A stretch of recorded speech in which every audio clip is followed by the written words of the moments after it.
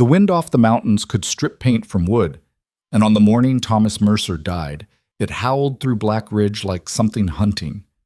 Evelyn heard it from inside the ranch house, pressing against the windows, rattling the bones of the place her grandfather built with his bare hands and stubbornness. Her father had been coughing blood for 2 weeks. The doctor came once, took her mother's silver candlesticks as payment, and told them what they already knew. Consumption didn't care how much land you owned or how tough you pretended to be. Thomas lasted another 4 days. Long enough to grip Evelyn's wrist with fingers that felt like dried leather and whisper, "Don't let them take it." She promised. People made a lot of promises to dying men. Most of them didn't mean much once the ground froze solid, and you had to wait until spring to bury the body proper. The first offer came 6 days after the funeral. Evelyn was in the barn, trying to fix a broken hinge on the feed room door, when she heard boots crunching through the snow. She knew that walk. Slow, confident, expensive. Martin Schaefer owned the largest cattle operation in the valley, ran it with his 3 sons like a small military unit, and smiled the way a man smiles when he's never heard the word no in his entire life. Miss Mercer. He stood in the barn doorway, blocking most of the light. Snow clung to his hat brim. Cold morning to be working alone. Evelyn didn't look up from the hinge. "I'm not alone. I've got 4 ranch hands, 2 horses, and a rifle hanging by the door." "Didn't mean it that way." Schaefer stepped inside, uninvited. "Just concerned is all. Woman in your position. My position is fine." "Your position," Schaefer said slowly, "is that you're sitting on 280 acres of prime grazing land without a husband, without a father, and without any legal right to keep it." Now she looked up. "My father left it to me." "Your father died without updating his will. County law says an unmarried woman can't hold land like this without a male relative or a husband on the deed." Schaefer pulled off his gloves, 1 finger at a time. "I'm here to offer you a solution." Evelyn's fingers tightened around the screwdriver. "What kind of solution?" "Marriage. Respectful, proper. We'd combine operations, your land, my resources. You'd keep the Mercer name on the ranch. My sons would help run things. You'd never want for anything. Except control of my own property." Schaefer's smile thinned. "You'd have influence. That's more than you'll have when the county takes it from you." "Get out of my barn." "Evelyn, Miss Mercer," she corrected, and I said, "Get out." He put his gloves back on, slow and deliberate. "You've got until spring. Maybe less, depending on how fast the county clerk processes paperwork. Think about what happens when you're standing in front of a judge with nothing but pride to keep you warm." He left. The wind filled the space where he'd been standing. Evelyn went back to the hinge, but her hands were shaking too hard to hold the screwdriver steady. The second offer came 3 days later. William Foss showed up during dinner, her dinner, eaten alone at a table built for 8, with a bottle of whiskey and a practice speech about partnership and mutual benefit. He owned the lumber mill, supplied half the county with building materials, and had a laugh that sounded like rocks tumbling down a hillside. "You need a man who understands business," Foss said, pouring himself a drink without asking. "Someone who can negotiate, manage accounts, deal with the legal complexities. I can read a contract just fine. Can you enforce one?" Foss leaned back in his chair, her father's chair. "Because the men in this county won't take you seriously. Not alone. Not without someone backing you up. And you're volunteering." "I'm offering. There's a difference." He drained the whiskey. "Marry me, and I'll make sure nobody touches this land. We'll build something bigger than what your father had. An empire." "I don't want an empire. I want my ranch." Foss stood, left the empty glass on her table. "You'll want it right up until they drag you off it. Think that over." She threw the glass into the fireplace after he left. It shattered satisfyingly, but it didn't make her feel any better. Yachts. Victor Hale waited a full week. He didn't come to the ranch.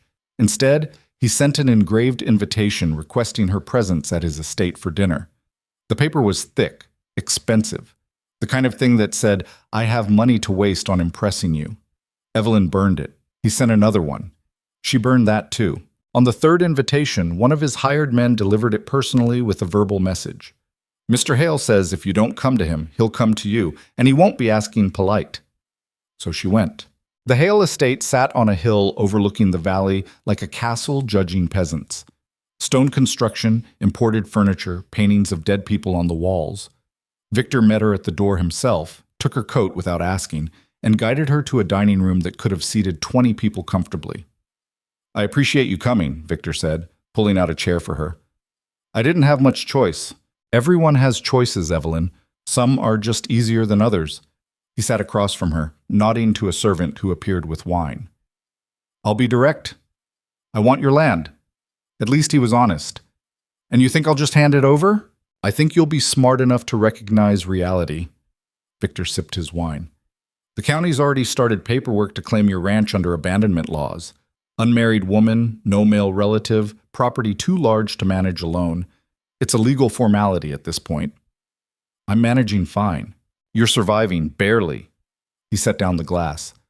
"I'm offering you a way out that lets you keep your dignity. Marry me. We'll merge the properties. You'll live here, want for nothing, and the Mercer Ranch becomes part of the Hale legacy. Under your name. Under our name." Evelyn stood. "I didn't come here to be insulted. Sit down." Victor's voice didn't rise, but something in it made her pause. "You think I'm like the others? Schaefer, Foss, all those small-time operators trying to grab a piece of something? I'm not. I'm offering you the only real option you have. Take it or lose everything. I'd rather lose everything than spend one day pretending to love you."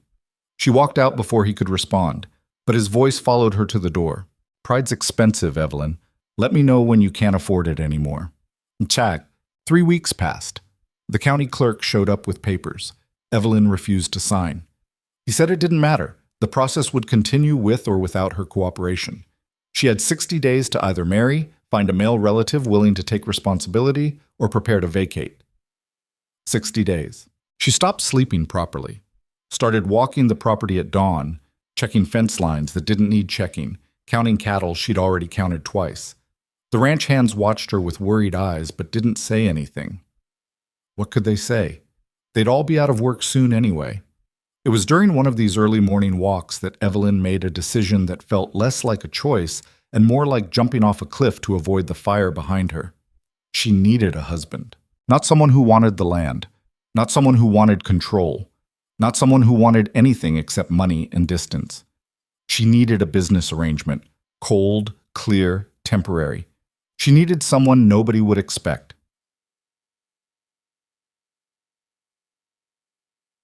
The supply store in Black Ridge smelled like leather oil, tobacco, and desperation. Evelyn pushed through the door on a Tuesday afternoon when most people were working, hoping to avoid the gossip machine that passed for community in this town. Behind the counter, sorting nails into bins, stood Caleb Rourke. She'd seen him around.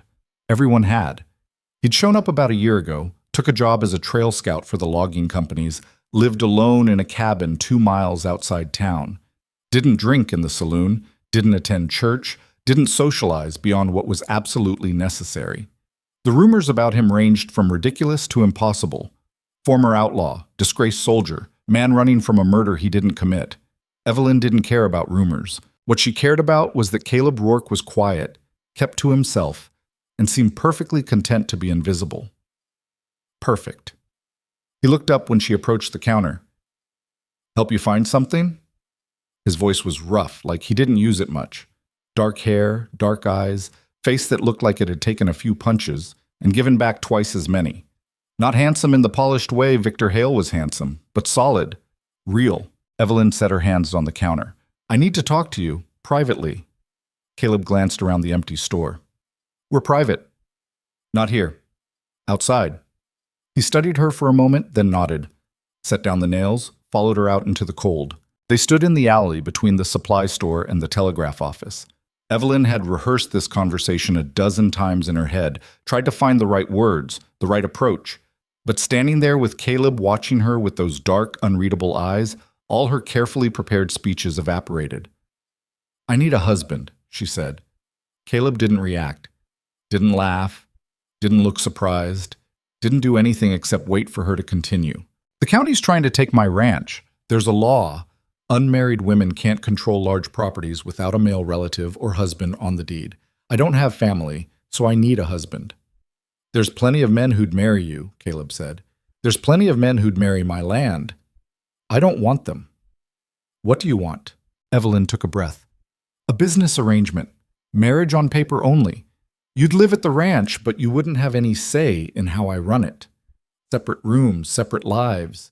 You'd get paid, regular wages plus room and board. When the legal trouble's settled, we dissolve the marriage and go our separate ways.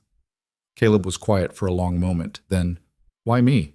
Because you don't want anything from me. You don't want the land. You don't want control. You don't even want to be part of this town.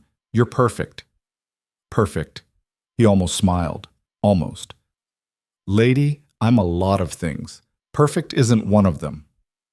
Miss Mercer, Evelyn corrected, and I'm not asking you to be perfect. I'm asking you to be invisible. The wind picked up, carrying snow between the buildings. Caleb pulled his coat tighter, but didn't move to go back inside. How long? He asked. 6 months? Maybe a year? However long it takes to prove the marriage is legitimate and get the county off my back. And then? And then you walk away with enough money to go wherever you want. No questions, no obligations. Caleb looked at her, really looked at her, like he was trying to see past the desperation to whatever was underneath. Evelyn forced herself not to look away, not to flinch, not to show any weakness. Finally, he said, When? When what? When do you want to do this? Evelyn's heart kicked hard against her ribs. You're saying yes? I'm saying when. As soon as possible. This week, if we can. Caleb nodded slowly. All right. All right? Evelyn repeated. That's it? You're not going to ask questions, negotiate terms, ask for time to think about it? You need a husband. I need work. Seems straightforward enough. He started to turn back toward the store, then paused. One condition. Here it comes, Evelyn thought. The catch. What? I don't lie well, Caleb said. So whatever we do, however we do it honest. No pretending we're something we're not when we're alone. Clear? Evelyn nodded. Clear. Then we've got a deal, Miss Mercer. He went back inside, leaving Evelyn standing in the alley with snow starting to fall and the strangest feeling that she'd just made either the smartest decision of her life or the worst mistake she'd ever survive. They were married 4 days later. The ceremony took place in the county clerk's office. No church, no guests, no celebration. Just a tired official reading words off a page, while Evelyn and Caleb stood side by side, not touching, barely looking at each other. Do you take this woman? I do. Do you take this man? I do. Then by the power invested in me, it was over in 3 minutes. The clerk stamped the papers, filed them with the county, and that was it. Evelyn Mercer became Evelyn Rourke, at least on paper, and Caleb became the legal owner of half a ranch he'd never seen. They walked out of the office into weak winter sunlight. People stared. Of course they stared. Evelyn could practically hear the gossip spreading like wildfire through Black Ridge. Did you hear? Evelyn Mercer married that trail scout, the quiet one. Nobody even knew they were courting. Wagons this way, Evelyn said, nodding toward where she'd left it. Caleb followed without comment. He'd brought one bag, everything he owned, apparently. He threw it in the back of the wagon, climbed up beside her, and they headed out of town with half the population watching through windows and doorways. Nobody said congratulations. Nobody said anything. The ride to the ranch took 40 minutes. Evelyn kept her eyes on the road, hands tight on the reins. Caleb sat beside her, silent, looking at the landscape like he was memorizing it. Finally, as they crested the last hill before the valley opened up, Evelyn said, "The ranch hands don't know about the arrangement. They think this is real. All right, so we'll need to act like it, in front of them." Act like what? Like we're married. Caleb glanced at her. We are married. You know what I mean. Do I? Evelyn pulled the wagon to a stop, turned to face him. This is a business deal. That's all it is. I need you to remember that. I remember, Caleb said. Do you? Before she could answer, he pointed down into the valley. That it? The Mercer Ranch spread across the basin like something out of a painting. The main house sat solid against the mountain, surrounded by outbuildings, corrals, and fields that would be green in summer but now lay buried under snow. Smoke rose from the bunkhouse chimney. Cattle clustered near the feeding stations. It looked like home. It looked like everything worth fighting for. That's it, Evelyn said quietly. Caleb nodded once. Then let's go meet the hands. She snapped the reins and they descended into the valley together. Two people bound by law and desperation, heading toward a life neither of them wanted and both of them needed more than they'd admit. The ranch hands were waiting when they pulled up. 4 men, ranging from old Jim Patterson, who'd worked for Evelyn's father since before she was born, to young Danny Cooper, who'd only signed on last season. They stood in a loose group by the barn, trying not to look too curious and failing completely. Evelyn climbed down from the wagon. Everyone, this is Caleb Rourke, my husband. You could have heard a pin drop in fresh snow.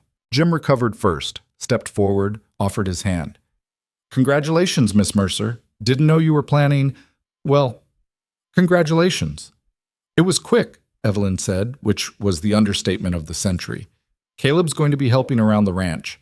He's worked trail scouting, knows his way around horses and hard country. The men shook hands, exchanged the kind of careful pleasantries people use when they're trying to figure out what the hell just happened. Caleb didn't offer much, just firm handshakes and a nod that might have meant anything. Danny, who was either braver or stupider than the others, asked, "Where'd you two meet?" "Town," Evelyn said quickly. "Been courting long?" "Long enough." Caleb's voice was flat, discouraging further questions. It worked. Danny shut up. Jim cleared his throat. "Well, welcome to the Mercer Ranch, Mr. Rourke." "Just Caleb." "Caleb, then." Jim glanced at Evelyn. "You want us to help get him settled?" "I'll handle it," Evelyn said. "You men get back to work. Fence line by the north pasture needs checking before the next storm hits." They scattered, grateful for the excuse. Within minutes, it was just Evelyn and Caleb standing in the ranch yard, the wind picking up, the sky threatening more snow. "I'll show you the house," Evelyn said. Inside, the ranch house was warm, lived in, comfortable in the way places get when they've sheltered the same family for 3 generations. Evelyn gave Caleb the quick tour: kitchen, sitting room, her father's office, 2 bedrooms upstairs. She stopped at the 2nd bedroom door. "This is yours." Caleb looked inside. Simple bed, dresser, window overlooking the valley. Nothing fancy, but more than adequate. "Where's yours?" he asked. "Down the hall." "Anyone asks, we're sharing a room." Evelyn stiffened. "We had a deal." "I know the deal," Caleb cut her off. "But if the hands think we're sleeping in separate rooms 4 days after getting married, they'll talk. And if they talk, the whole county hears about it. And if the county hears about it, your legal problems get worse." He was right. Evelyn hated that he was right. "Fine," she said. "We share a room, but there's a couch. You're sleeping on it." "Wasn't planning otherwise." She showed him the rest of the house, then left him to unpack while she went to check on the evening feeding. By the time she came back, Caleb had moved his single bag into her room, her father's old room, the one she'd been using since he died, and was standing by the window looking out at the darkening valley. "Dinner's in an hour," Evelyn said from the doorway. "I'll be there." She hesitated. "Caleb?" He turned. "Thank you for doing this." He studied her for a moment. "Don't thank me yet, Miss Mercer. We haven't survived the first night." That night they ate dinner in silence at opposite ends of the long table. Afterward, Caleb went outside to smoke. She could see him from the window, standing in the snow, breath and tobacco smoke mixing in the cold air. When he finally came back in, Evelyn was already in the bedroom, changed into her nightgown, sitting on the edge of the bed with a book she wasn't reading. Caleb grabbed a blanket from the dresser, spread it on the couch without comment. "You can use the washroom first," Evelyn said. "Already did." They existed in careful silence, her under the covers, him on the couch, the distance between them feeling both too far and not far enough. Eventually, Evelyn blew out the lamp. In the darkness, Caleb's voice came quiet. "Your father built this place?" "My grandfather. Father expanded it. It's good land. It's worth fighting for." Silence for a long moment. Then, "Yeah, I expect it is." Evelyn closed her eyes, listening to the wind outside, the house settling, the sound of Caleb breathing on the couch across the room. She'd married a stranger to save her home, made a deal with a man she didn't know and wasn't sure she could trust. But as she drifted towards sleep, one thought stayed with her. At least he hadn't tried to take her bed. It was a low bar, but in a county full of men who'd tried to take everything else, She'd learned to appreciate small mercies. Buck. The first real test came 3 days later. Martin Schaefer showed up just after dawn, riding up to the house with two of his sons flanking him like an honor guard. Evelyn was in the kitchen when she heard the horses. She looked out the window, saw them dismounting, felt her stomach drop. Caleb was in the barn. She could handle this alone. She'd been handling men like Schaefer her whole life. But then the kitchen door opened and Caleb walked in, tracking snow, carrying a bucket of fresh milk. "Company," Evelyn said. Caleb set down the bucket, looked out the window. "Want me to disappear?" It would have been easier, less complicated. "No," Evelyn heard herself say. "You're my husband. Stay." Something shifted in Caleb's expression. Too quick to name, gone before she could analyze it. He nodded once, moved to stand beside her as the knock came on the door. Evelyn opened it. Martin Schaefer stood on her porch, hat in hand, smile firmly in place.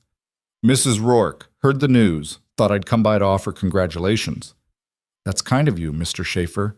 Mind if we come in? Cold morning." Before Evelyn could respond, Caleb's hand settled on her lower back, warm, solid, possessive in a way that was completely for show and somehow felt entirely real. "Actually," Caleb said, "we were just sitting down to breakfast. Private time. You understand?" Schaefer's smile thinned. "Of course. Just wanted to welcome you to the county, Mr. Rourke. Make sure you know how things work around here." "I know how things work." "Do you?" Schaefer's eyes moved from Caleb to Evelyn and back. "Because the way things work is that men in this valley look out for each other, help each other. We've got an understanding about property, business, respect." "Sounds nice," Caleb said. "We'll keep that in mind." "You do that." Schaefer put his hat back on. "Mrs. Rourke, if you ever need anything, real help, from people who've been here longer than 5 minutes, you know where to find me." "She's got all the help she needs," Caleb said quietly. It wasn't loud. It wasn't aggressive. But something in Caleb's voice made Schaefer's sons shift their weight, hands moving unconsciously toward weapons they weren't carrying. Schaefer noticed. His smile disappeared entirely. "I'll be seeing you around then." They left. Caleb's hand stayed on Evelyn's back until the riders disappeared over the ridge. Then he stepped away, putting distance between them like he'd just remembered the rules. "Sorry," he said. Seemed like the thing to do. Evelyn's back still felt warm where he'd touched her. "It was. Thank you. They'll be back." "I know." Caleb turned to look at her. "You ready for that?" Was she? Ready for more visits, more pressure, more men trying to find cracks in the arrangement she'd built? Ready to keep pretending this marriage was real when everything about it felt like standing on ice that could break any second? "I don't have a choice," Evelyn said. "Everyone's got choices." Caleb picked up the milk bucket again. "Question is whether you're willing to live with the consequences." He walked out, leaving Evelyn standing in her kitchen, wondering if he was talking about her choices or his own. The first week passed in a strange rhythm of avoidance and necessity. Caleb woke before dawn, worked until dark, came back to the house smelling like horses and cold air. Evelyn managed the books, dealt with suppliers, kept the ranch running the way her father had taught her. They crossed paths at meals, in doorways, in the narrow hallway between their shared bedroom and the rest of the house. Every interaction felt choreographed, careful, like two people dancing around furniture in the dark. The ranch hands watched everything. Jim was the worst, not because he was suspicious, but because he was observant. He'd been around long enough to know what a real marriage looked like, and whatever he saw between Evelyn and Caleb didn't quite match the pattern. But he kept his mouth shut, did his work, and if he had opinions about the whole situation, he kept them to himself. Danny was easier to fool. Young enough to believe that some marriages just started quiet, that not everyone needed to be draped all over each other like ivy on a fence. He treated Caleb with cautious respect, asked questions about trail scouting, and seemed genuinely pleased that Miss Mercer had found someone. The other two hands, Pete and Samuel, fell somewhere in between. They worked, they ate, they slept in the bunkhouse, and minded their own business. As long as their pay came on time and nobody asked them to take sides, they were content. But contentment in Black Ridge was a fragile thing, and it shattered the day the first real storm hit. Evelyn woke to wind screaming against the house like something alive and angry. The windows rattled in their frames. Snow drove horizontal across the valley, erasing the landscape, turning the world into nothing but white noise and violence. Caleb was already up, standing by the bedroom window, fully dressed. "How bad?" Evelyn asked, pulling a blanket around her shoulders. "Bad enough. Cattle will try to drift with the wind. If they get pushed into the canyon..." He didn't finish. Didn't need to. Evelyn knew what happened to cattle that got trapped in the narrow canyon during a blizzard. The drifts piled 20 feet deep in there. Animals went in and didn't come out until spring thaw. "We need to move them," Evelyn said. "In this?" Caleb gestured at the window. "You can't see 10 feet. Then we go by feel. Jim knows every inch of that north pasture. We can..." "You're not going out there." Evelyn stood, dropping the blanket. "Excuse me? You heard me? Those are my cattle, Caleb, my ranch. You don't get to tell me..." "I get to tell you when you're about to do something stupid." He turned from the window, and his face was hard, closed off. "Storm like this, you go out there, you die. Simple as that. Then we all die. Me, you, the hands. The hands know what they signed up for. You want to risk your life, fine. But don't pretend it's the smart choice just because it's your cattle." They stood facing each other in the gray dawn light, the wind howling outside, and Evelyn felt something crack inside her chest. Anger, maybe. Or fear dressed up as anger because fear was harder to admit. "My father would have gone," she said. "Your father's dead." The words landed like a slap. Evelyn flinched, actually stepped back, and immediately Caleb's expression changed. Something like regret flickering across his face before he locked it down. "I didn't mean..." "Yes, you did." Evelyn's voice came out cold, controlled. "You meant exactly that. And you're right. He is dead. Which means I'm the one who has to make these decisions now." She pushed past him, started pulling on layers. Wool pants, heavy shirt, her father's old coat that still smelled faintly of tobacco and saddle leather. Behind her, she heard Caleb curse under his breath. "You're really doing this. I'm really doing this. Then I'm coming with you. I don't care what you need," Caleb said, already reaching for his own coat. "You want to kill yourself saving cattle? Fine. But I'll be damned if I let you do it alone." They stared at each other, and something passed between them that wasn't quite understanding but was close enough for the moment. "Fine," Evelyn said. "Get the hands. Meet at the barn in 10 minutes. The wind nearly tore the door off its hinges when they stepped outside. Snow stung like thrown glass. Evelyn couldn't see the barn, couldn't see anything except white chaos and the vague dark shape of Caleb beside her, his hand suddenly gripping her elbow. "Stay close," he shouted over the wind. They fought their way to the barn. Inside, the hands were already saddling horses, faces grim, movements efficient. Nobody asked if this was a good idea. They all knew it wasn't. But the cattle meant survival, and survival meant doing things that might kill you. Jim handed Evelyn the reins to her horse, a big bay gelding named Ranger, who'd carried her father through a dozen storms. "North pasture first?" "North pasture," Evelyn confirmed. "Push them toward the valley, away from the canyon. Visibility's maybe 20 feet, Pete said. We get separated out there." "We don't get separated," Caleb cut in. "We stay in visual range.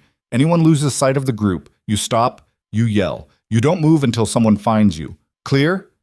The men nodded. They'd worked with trail scouts before. They knew Caleb wasn't just talking to hear himself speak. They rode out into hell. The wind hit like a physical force, shoving them sideways, trying to rip them out of their saddles. Snow filled Evelyn's eyes, her nose, her mouth. She could barely see Ranger's head in front of her, let alone the other riders. But she could hear them, shouts and curses and the sound of horses fighting through drifts that were already knee-deep and getting deeper. Finding the cattle was more luck than skill. They'd bunched up against a windbreak of rocks, about 40 head pressed together, already starting to drift toward the canyon. Evelyn's heart sank. Another hour, and they would have been gone. "Circle them," Jim yelled. "Push them west." They spread out, became dark shapes moving through white chaos, yelling and whistling and using their horses to turn the herd. The cattle didn't want to move, didn't want to leave the rocks, didn't want to fight into the wind. But slowly, with enough pressure and noise and sheer stubbornness, they started to shift. Evelyn was on the east flank when her horse stumbled. Just a bad step, a patch of ice under the snow, but it was enough. Ranger went down hard, and Evelyn hit the ground and rolled and came up gasping, snow in her lungs, wind tearing at her coat. The horse scrambled up, spooked, and ran. Evelyn tried to yell, but the wind stole her voice. She turned, looking for the others, but she couldn't see anything. Just white. Just storm. Just the terrible realization that she was alone in a blizzard with no horse and no idea which direction safety lay. Don't panic, her father's voice in her head, calm, practical. Panicking kills faster than cold. She stood still, trying to orient herself. The wind was coming from the north. If she turned her back to it, walked south, she should hit the ranch eventually. Unless she was already turned around. Unless south was actually west, and she was walking into empty country where nobody would find her until spring. Then she heard it. A voice. Faint, almost lost in the wind, but definitely human. Evelyn. She turned toward the sound, saw nothing, heard it again, closer. Evelyn, where are you? Here! She shouted it with everything she had. I'm here! A shape materialized out of the white. Horse and rider moving fast. Caleb pulled up beside her, leaned down, grabbed her arm. You hurt? No, horse ran off. I know, I saw. He didn't waste time asking questions, just kicked his foot out of the stirrup, held out his hand. Come on! Evelyn grabbed his arm, stepped into the stirrup, and Caleb hauled her up behind him like she weighed nothing. She wrapped her arms around his waist, pressed against his back, felt the solid warmth of him through layers of wool and leather. Hold on, he said, and kicked the horse forward. They found the others still working the herd. Jim saw them coming, did a quick count, relaxed fractionally when he realized everyone was accounted for. Nobody asked what happened. There wasn't time.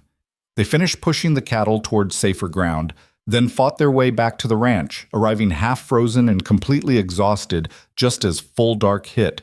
In the barn, they stripped off wet gear, rubbed down horses, checked for frostbite.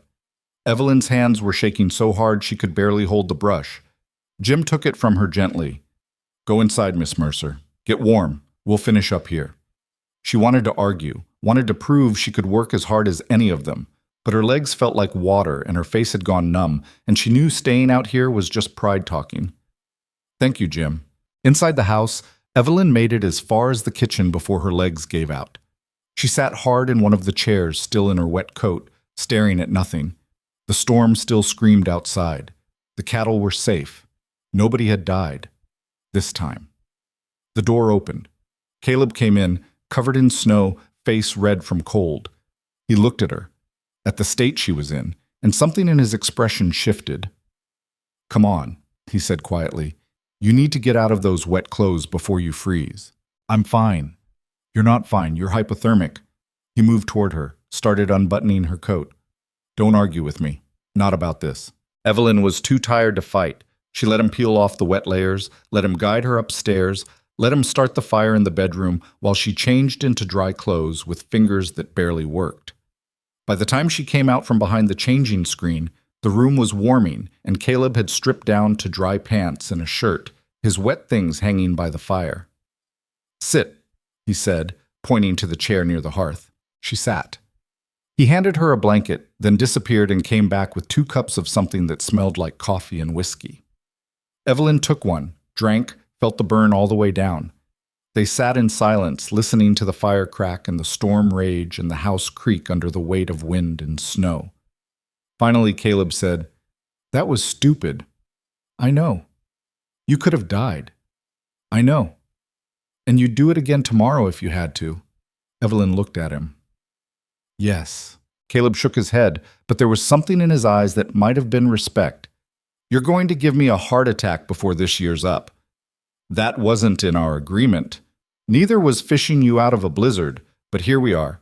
Evelyn smiled despite herself. Thank you for coming after me. What else was I going to do? Let you freeze to death? That'd make me a widower inside of 2 weeks. Bad luck. They fell quiet again. The whiskey was working, spreading warmth through Evelyn's chest, loosening the tight knot of fear she'd been carrying since the storm hit. Your father taught you to ride like that? Caleb asked. He taught me everything. How to ride, how to rope, how to read a storm, how to keep going when everything in you wants to quit. She stared into her cup. "He used to say the land doesn't care if you're scared. It only cares if you show up." Sounds like a hard man. He was, but fair. And he loved this place more than anything. More than you. The question caught her off guard. She looked up, found Caleb watching her with an expression she couldn't quite read. "I don't know," Evelyn said honestly. "Maybe they were the same thing to him, me and the land, both things worth protecting." Caleb nodded slowly. "For what it's worth, I think he'd be proud. What you did today." Something in Evelyn's chest cracked open. She set down the cup because her hands were shaking again, but this time it wasn't from cold. "He'd say I was reckless, that I risked good men for cattle. Maybe. But you didn't lose any cattle, and everyone made it back alive. Sometimes that's the best you can hope for." Evelyn wanted to say something else, wanted to explain that she wasn't just fighting for cattle or land or some abstract idea of legacy. She was fighting because giving up felt like erasing her father completely, like admitting that everything he'd built could just disappear, and she wasn't ready for that. Might never be ready for that. But the words wouldn't come. So instead, she just nodded, and they sat together by the fire until the whiskey was gone and the storm started to ease and sleep pulled them both under. She woke sometime in the night, disoriented, still in the chair by the hearth. Someone had draped another blanket over her. The fire was banked, but still warm. And across the room, Caleb was stretched out on the couch, one arm over his eyes, breathing deep and steady. Evelyn watched him for a moment. This stranger she'd married. This man who'd ridden into a blizzard to find her, who didn't ask for anything, who seemed content to exist on the margins of her life without demanding center stage. She didn't understand him. Wasn't sure she wanted to. But lying there in the warm darkness, she felt something shift. Not trust exactly. Not yet. But the possibility of trust. The first fragile suggestion that maybe, just maybe, she hadn't made a complete mistake. The storm blew itself out by morning, leaving the valley buried under 3 feet of fresh snow and a silence so complete it felt like the world holding its breath. Evelyn woke stiff and sore, every muscle reminding her of yesterday's fight. Caleb was already gone, probably out checking on the animals. She found him in the barn, working alongside Jim to clear snow from the doorways. Both men looked up when she approached. "How's the herd?" Evelyn asked. "All accounted for," Jim said. "Lost some feed supplies when the shed roof collapsed, but nothing we can't replace." "And the hands?" "Pete's got some frostbite on his fingers. Danny twisted his ankle, but everyone's walking and talking, so I'd say we got lucky." Lucky. Evelyn almost laughed. Lucky would have been the storm missing them entirely. Lucky would have been not having to fight for every inch of ground she owned. But she nodded. "Good. Let's get the mess cleaned up. I want damage reports by end of day." Jim tipped his hat and headed off. Caleb stayed leaning against a support beam, watching her with that quiet intensity he had. "You all right?" he asked. "Sore, but alive. That's something." He paused. "You know, most women would have stayed inside. Let the men handle it." "I'm not most women." "No," Caleb said. "You're definitely not." There was something in his tone, not quite admiration, not quite exasperation. Evelyn couldn't pin it down, and that bothered her more than it should have.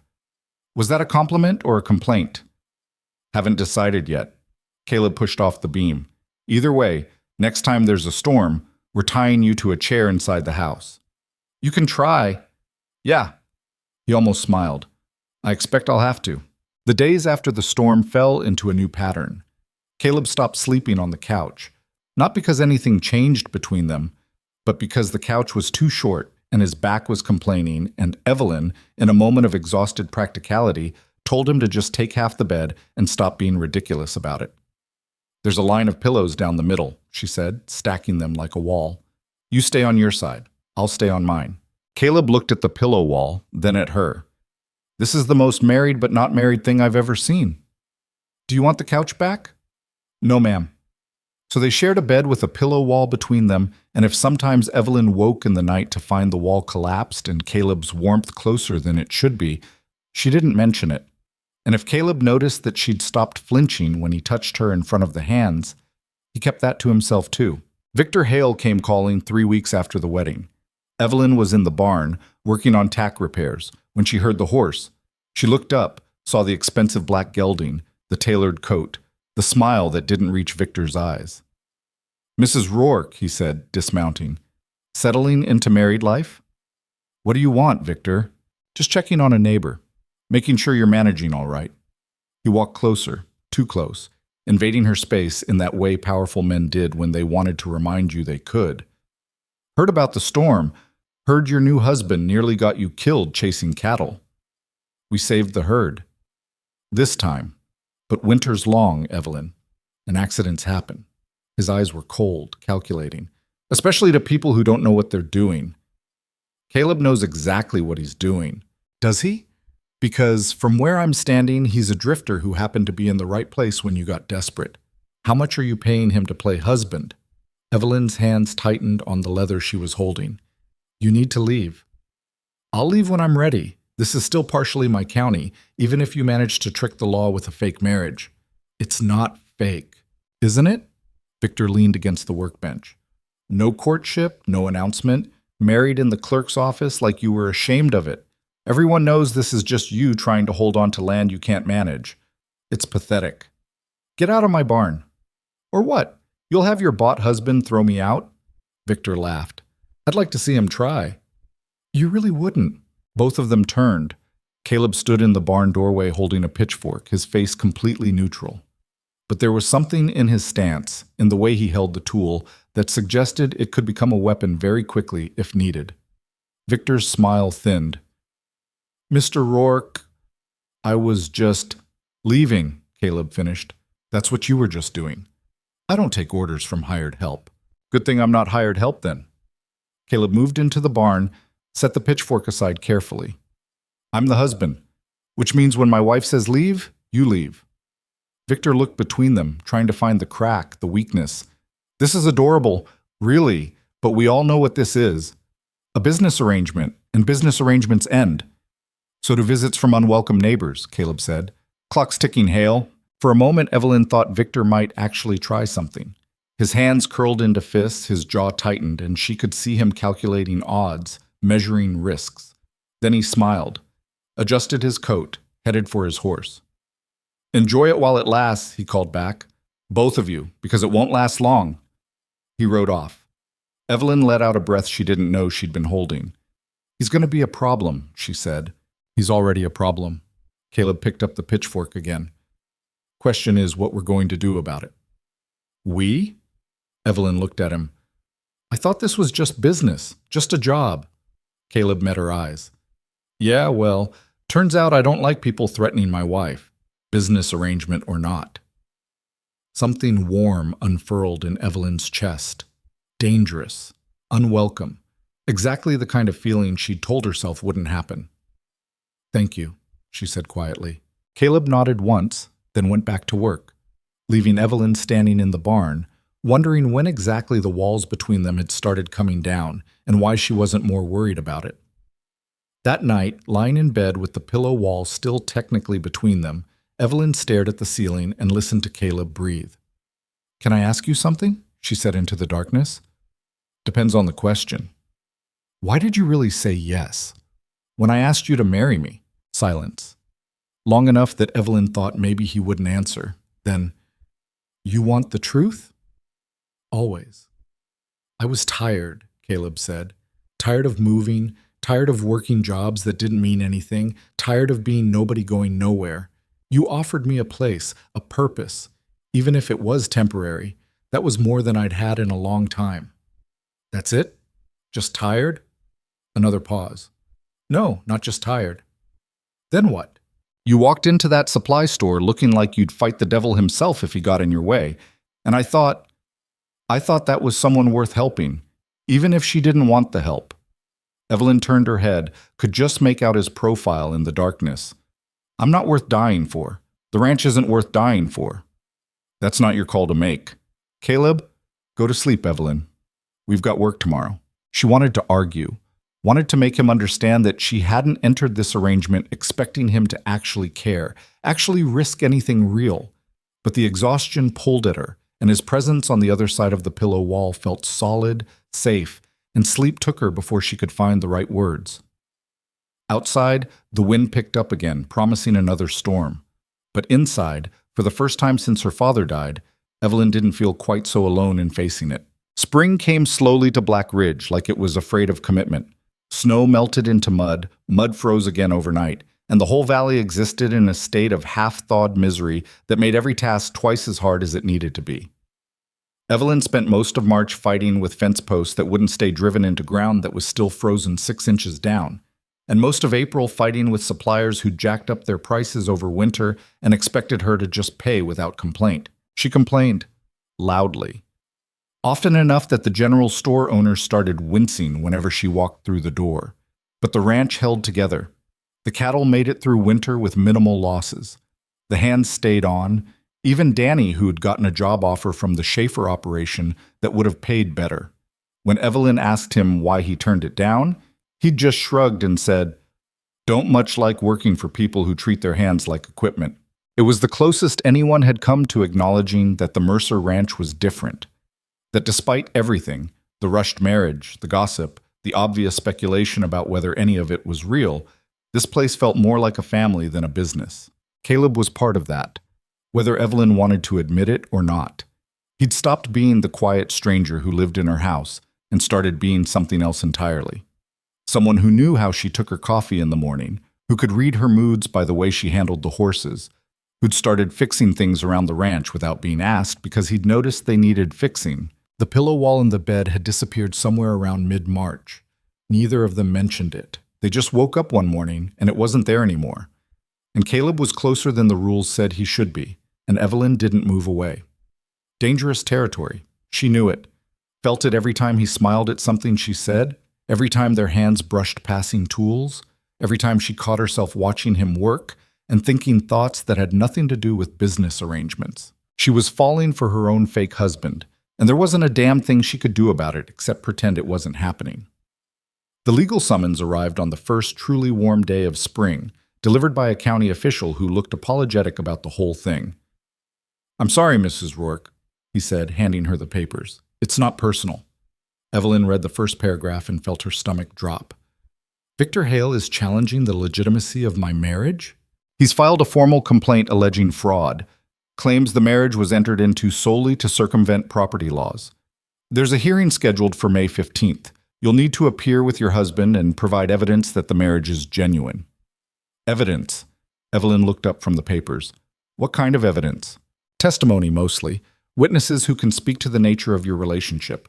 The court will also consider cohabitation, shared finances, public presentation as a married couple." The official shifted uncomfortably. "I suggest you get a lawyer, ma'am."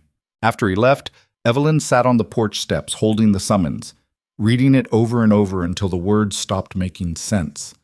Victor had actually done it. He'd taken their arrangement and weaponized it, turned the one thing that was supposed to save the ranch into the instrument that would destroy it. That bad? She looked up. Caleb stood in the doorway, drying his hands on a rag, his expression neutral but his eyes sharp. "Victor's suing to have our marriage declared fraudulent. If he wins, the county takes the ranch."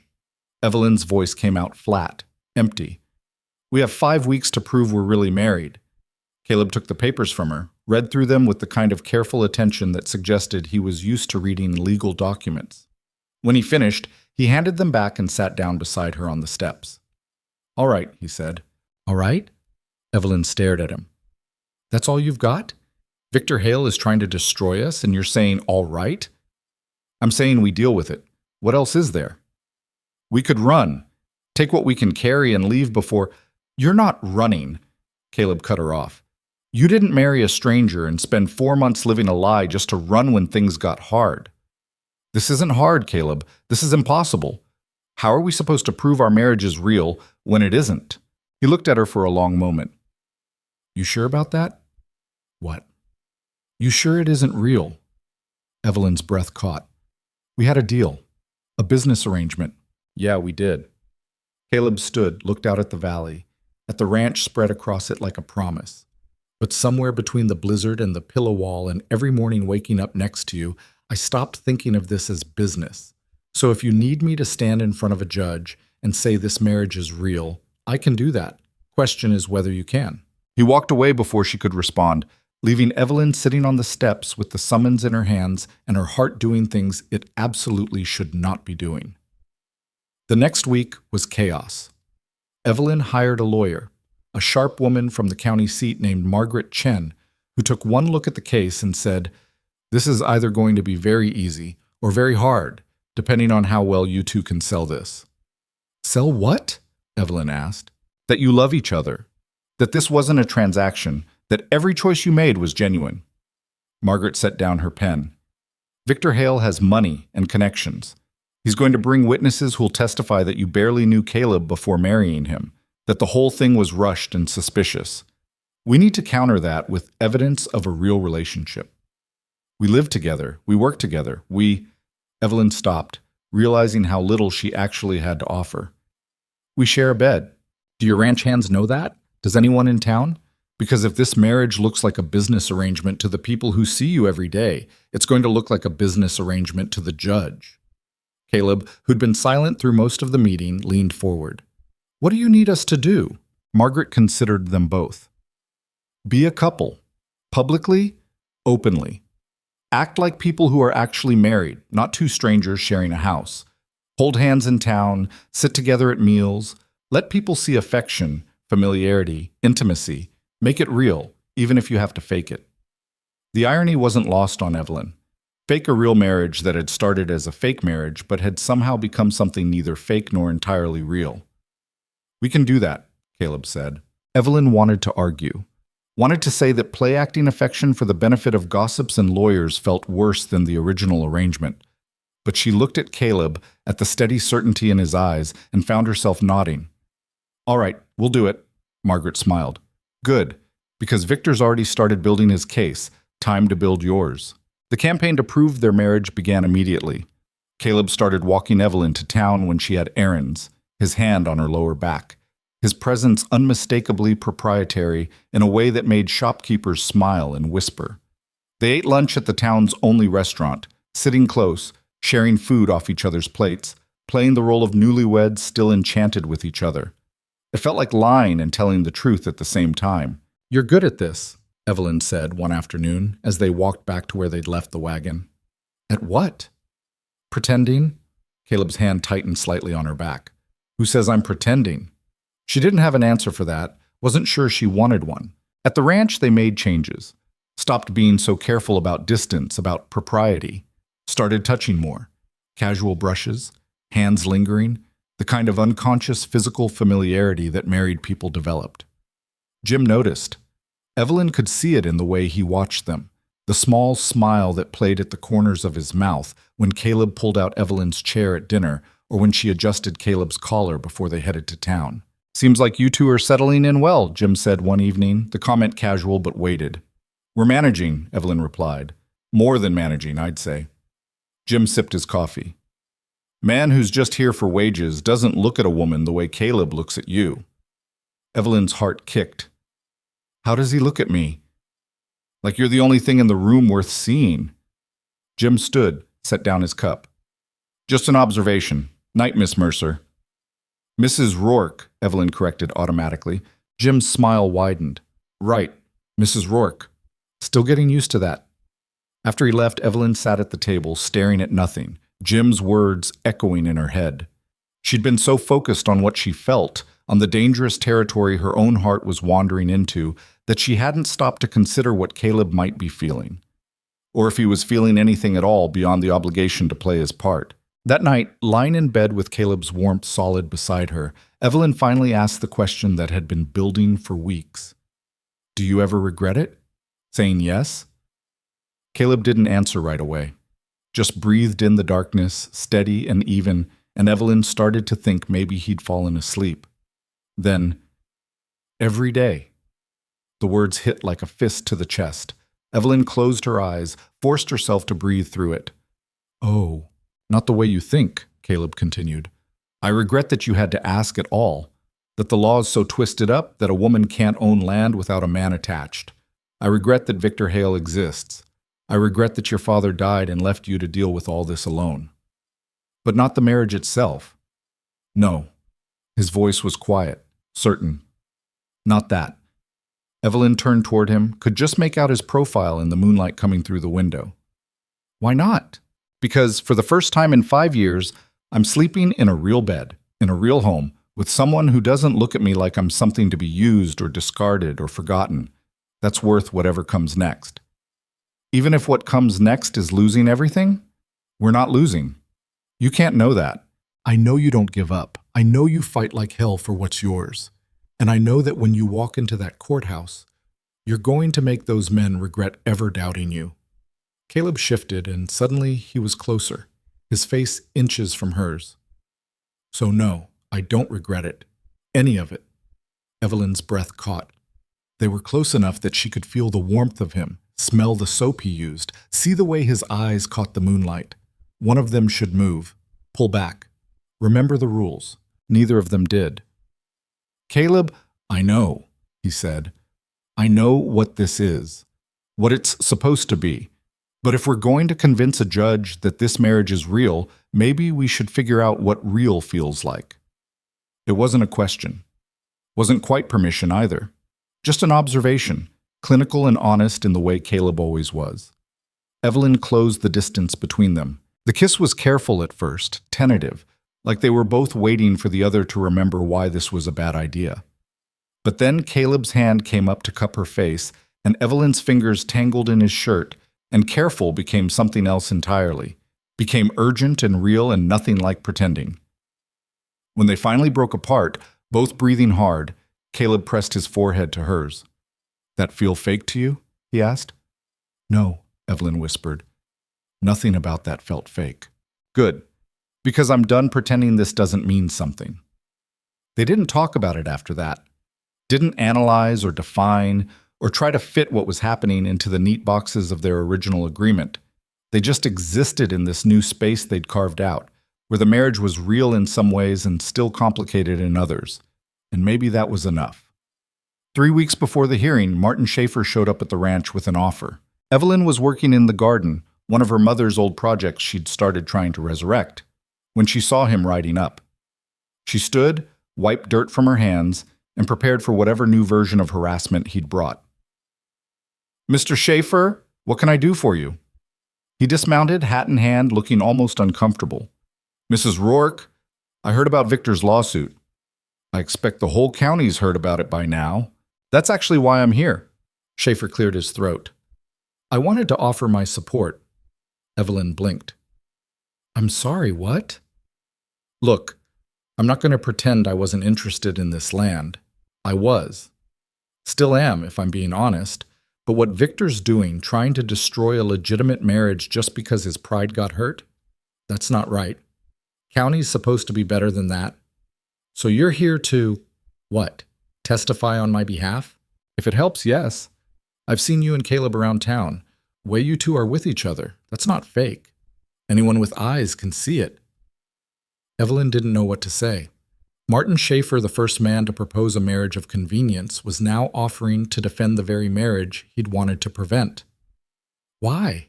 She finally asked. Why help me? Schaefer looked out at the valley, at the ranch spreading across it. Because my wife died young, cancer. And before she went, she told me that the worst thing a man can do is mistake possession for love. I've made a lot of mistakes, Mrs. Rourke, but I'd like to think I learned something from her. He met Evelyn's eyes. What you and Caleb have, that's not possession, that's partnership, and that's worth protecting. He left before she could thank him properly. Evelyn stood in the garden, covered in dirt, wondering if maybe the world wasn't entirely full of men like Victor Hale after all. That evening, she told Caleb about Schaefer's visit. They were on the porch, watching the sun set behind the mountains, sitting close enough that their shoulders touched.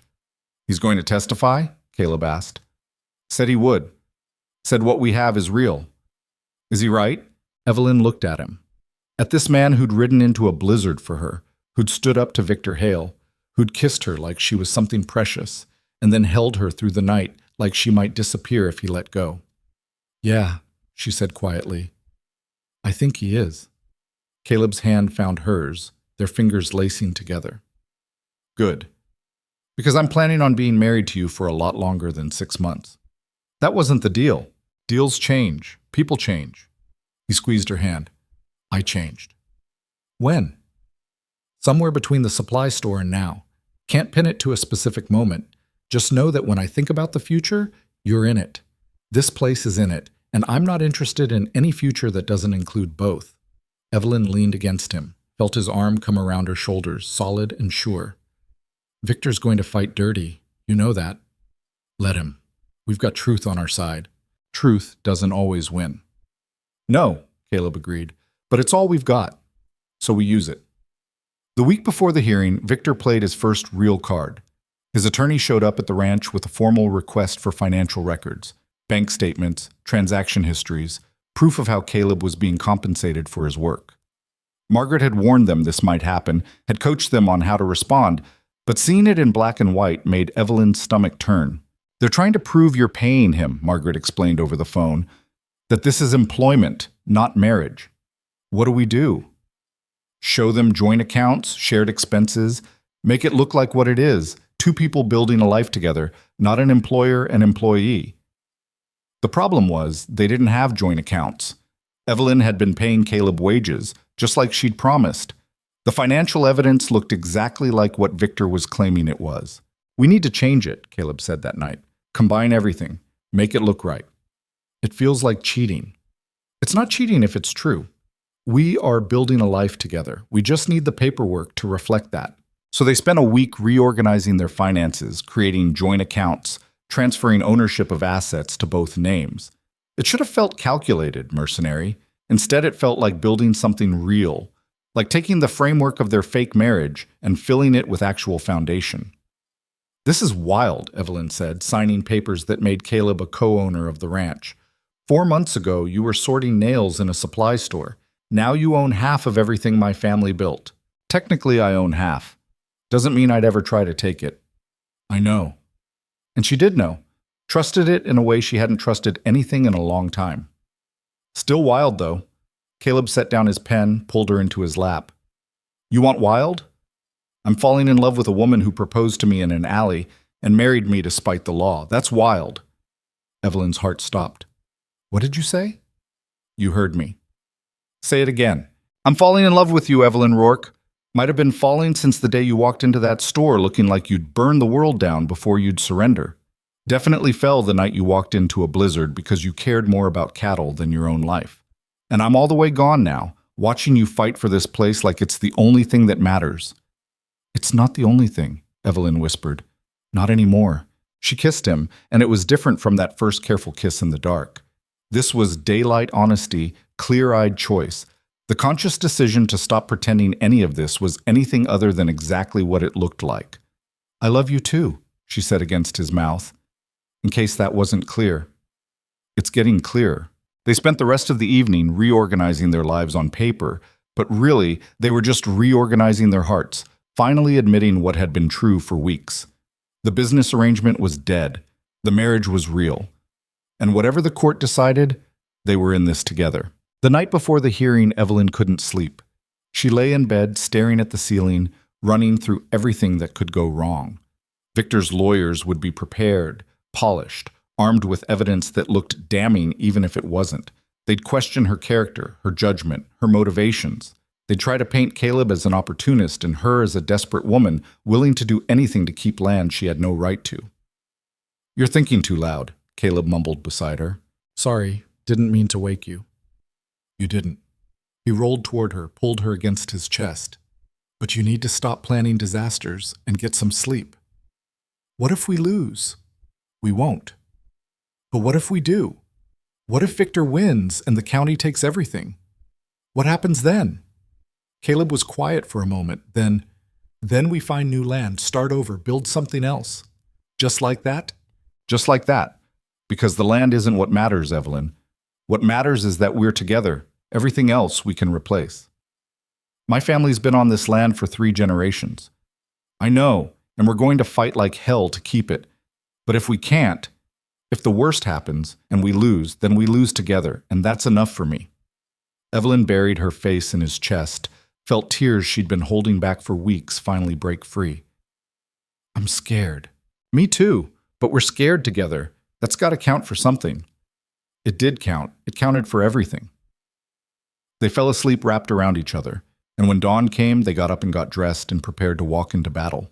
The courthouse in this county seat was a stone building that tried too hard to look important. Evelyn and Caleb arrived early, dressed in their best clothes, flanked by Margaret Chen, who carried a briefcase full of documents and a confidence Evelyn desperately wished she felt. Victor Hale was already there, surrounded by attorneys in expensive suits, looking pleased with himself in a way that made Evelyn want to break something. Mrs. Rourke? Mr. Rourke. He nodded to them like they were casual acquaintances, not people whose lives he was trying to destroy. Good luck in there. You'll need it. Save it, Victor, Evelyn said. We both know what this is really about. Do we? Because I think it's about protecting the county from fraud. It's about you being a sore loser who can't handle rejection. Victor's smile thinned. We'll see what the judge thinks.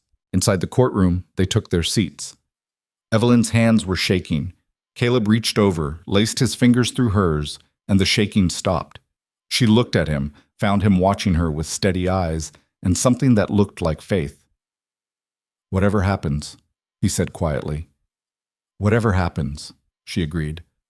The judge entered. Everyone stood, and the hearing that would decide everything began. Victor's attorney went first, laying out their case with the kind of polished efficiency that came from expensive law schools and practice destroying people. He presented evidence of the rushed marriage, the lack of courtship, the suspicious timing that coincided perfectly with the county's property review. He brought up Caleb's background, or lack thereof, painting him as a drifter with no ties, no history, no reason to be in Black Ridge beyond whatever Evelyn was paying him. And what is Mr. Rourke being paid? The attorney asked, producing bank statements that showed regular payments from Evelyn's account to Caleb's. Wages, Margaret Chen said calmly, for work on the ranch, which is standard practice for married couples who run a business together, or for employers paying employees to play a role. The attorney called witnesses, people from town who testified that they'd never seen Evelyn and Caleb together before the marriage, that the whole thing seemed sudden and convenient. William Foss took the stand and said he'd proposed to Evelyn weeks before she married Caleb, suggesting she'd been shopping for the best business arrangement. It was brutal, calculated, effective. Then Margaret called their witnesses. Jim Patterson went first. He testified that he'd worked for the Mercer family for 20 years, that he'd seen Evelyn grow up, that he knew what a woman in love looked like, and Evelyn Rourke was it. How can you be certain? Victor's attorney asked on cross-examination. Because I see the way she looks at him, the way he looks at her, the way they exist in the same space like they belong there. You can fake a lot of things, but you can't fake that kind of belonging. Danny Cooper testified next, talked about how Caleb had taught him better tracking skills, how Evelyn trusted her husband enough to let him work with the hands, how the ranch felt different now, stronger, more unified. Different how? Margaret asked. Like a family, Danny said, like people who care about each other instead of just working together. Martin Schaefer's testimony carried weight. He was respected in the county, successful, known for running a tight operation. When he said that he believed Evelyn and Caleb's marriage was genuine, people listened. I proposed to Mrs. Mercer myself, Schaefer said. She turned me down, and at the time I thought she was being foolish. But seeing her with Caleb, seeing how they are together, I understand now. She wasn't holding out for a business arrangement. She was holding out for what they have, for partnership, for love. Victor's attorney tried to discredit him. Isn't it true that you stand to benefit if this ranch fails? That you've expressed interest in acquiring the land? I did express interest. I still have interest. But I'd rather see it stay with someone who loves it than see it taken by force because a man can't handle rejection. The courtroom stirred. The judge made a note. Finally, Margaret called Evelyn to the stand. Walking up there felt like walking to an execution. Evelyn's legs shook, her hands were cold, and every eye in the courtroom was on her, judging, calculating, waiting for her to slip up. She sat down, took the oath, looked at Margaret. Mrs. Rourke, why did you marry Caleb? The honest answer would have been too complicated, but Evelyn had learned that sometimes the truth was simpler than people expected. Because I needed help, she said, and he was the only person who offered it without wanting to take everything in return. Were you in love with him when you married him? No. A ripple went through the courtroom. Victor looked triumphant. But I am now, Evelyn continued. I married him because I needed a husband on paper. I stayed married because somewhere along the way, he stopped being a stranger and started being the person I trusted most in the world, the person I wanted to build a life with, the person I love. Margaret guided her through the rest of it. How they lived, how they worked together, how the marriage had evolved from arrangement to reality. Evelyn answered honestly, didn't try to make it sound prettier than it was, didn't pretend the beginning wasn't exactly what Victor's attorneys claimed. Then Victor's attorney stood for cross-examination. Mrs. Rourke, you've admitted this marriage started as a business arrangement. How can you expect this court to believe it's anything else now? Because people change. Situations change. What started as one thing became another. That's not fraud, that's life. But you're asking the court to ignore the suspicious circumstances of this marriage, the timing, the speed, the convenience, and just trust that you've developed real feelings. I'm asking the court to look at the evidence, to see how we live, how we work, how we treat each other, and to decide whether that looks like fraud or like two people trying to build something real. And if the court decides it looks like fraud, if we strip away all the romantic language and see this for what it really is, a desperate woman making a deal with a stranger to avoid losing her property? Evelyn met his eyes. Then the court will be wrong, because this stopped being about property the night Caleb rode into a blizzard to find me. It stopped being about desperation when he stood between me and Victor Hale without being asked. It stopped being business when I fell in love with him. And if you can't see that, it's because you don't want to. The attorney tried a few more attacks, but Evelyn held firm. She was done apologizing for the choices she'd made, done defending herself against men who thought they knew better. When Margaret said no further questions, Evelyn stepped down and returned to her seat beside Caleb. His hand found hers immediately, squeezed tight. "You did good," he whispered. "We're not done yet." The judge called Caleb next. He walked to the stand with that steady calm he had, like nothing could rattle him, like he'd seen worse things than courtrooms and lawyers. He took the oath in a clear voice and sat down. Margaret started with the basics. How long had he been in Black Ridge? What was his work history? How did he meet Evelyn? Caleb answered directly, no embellishment, just facts. "Mr. Rourke, why did you agree to marry Evelyn?" "Because she asked, and because I needed a place as much as she needed a husband." "Were you aware this could be considered fraud?" "I was aware of what the law said. I was also aware that the law was being used to take land from a woman who'd done nothing wrong except be born female. Seemed like the law needed adjusting." A few people in the courtroom laughed. The judge frowned but didn't interrupt. "Do you love your wife?" "Yes, ma'am." "When did you fall in love with her?" Caleb thought about it.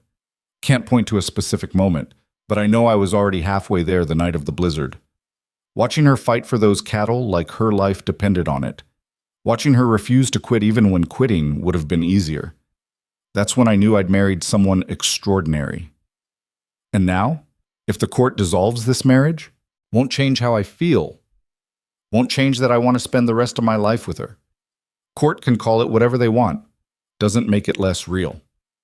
Victor's attorney went after him hard, questioned his background, his motivations, his sudden appearance in Black Ridge right when Evelyn needed a husband most.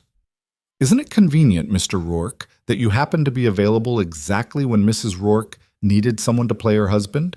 No more convenient than Victor Hale happening to challenge this marriage right when spring planning needs doing and Evelyn's most vulnerable.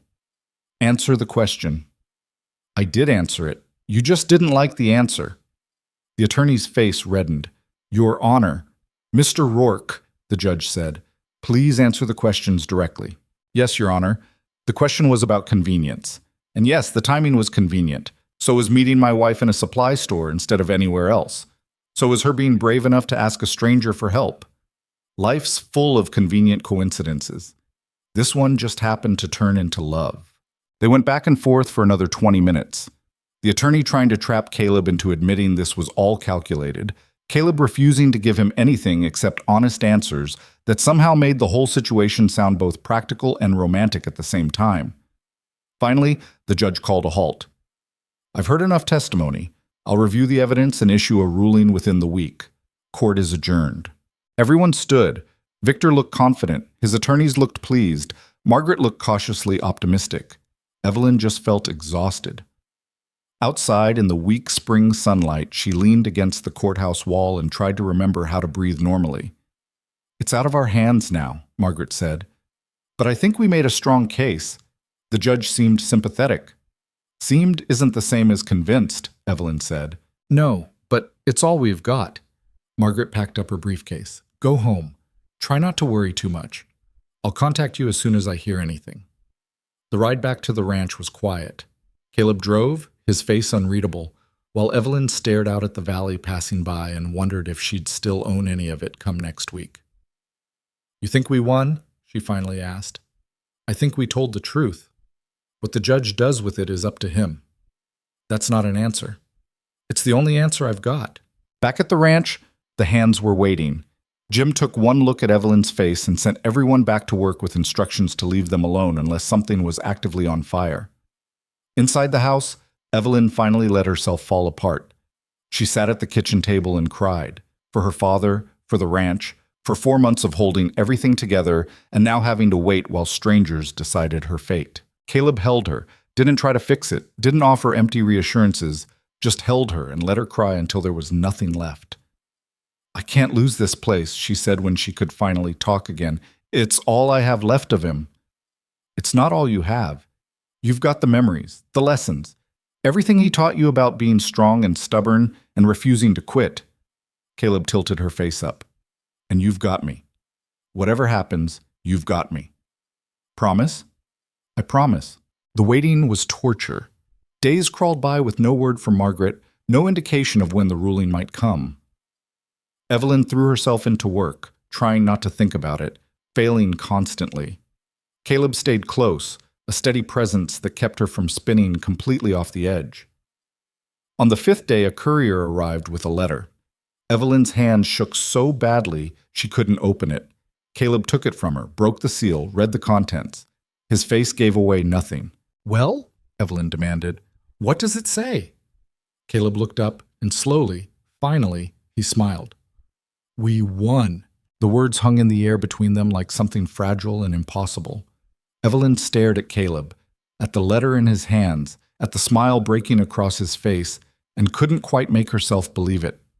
"We won," he said again, and this time he laughed, a sound of pure relief that made something crack open in Evelyn's chest. She snatched the letter from him, read it herself, needed to see the words with her own eyes.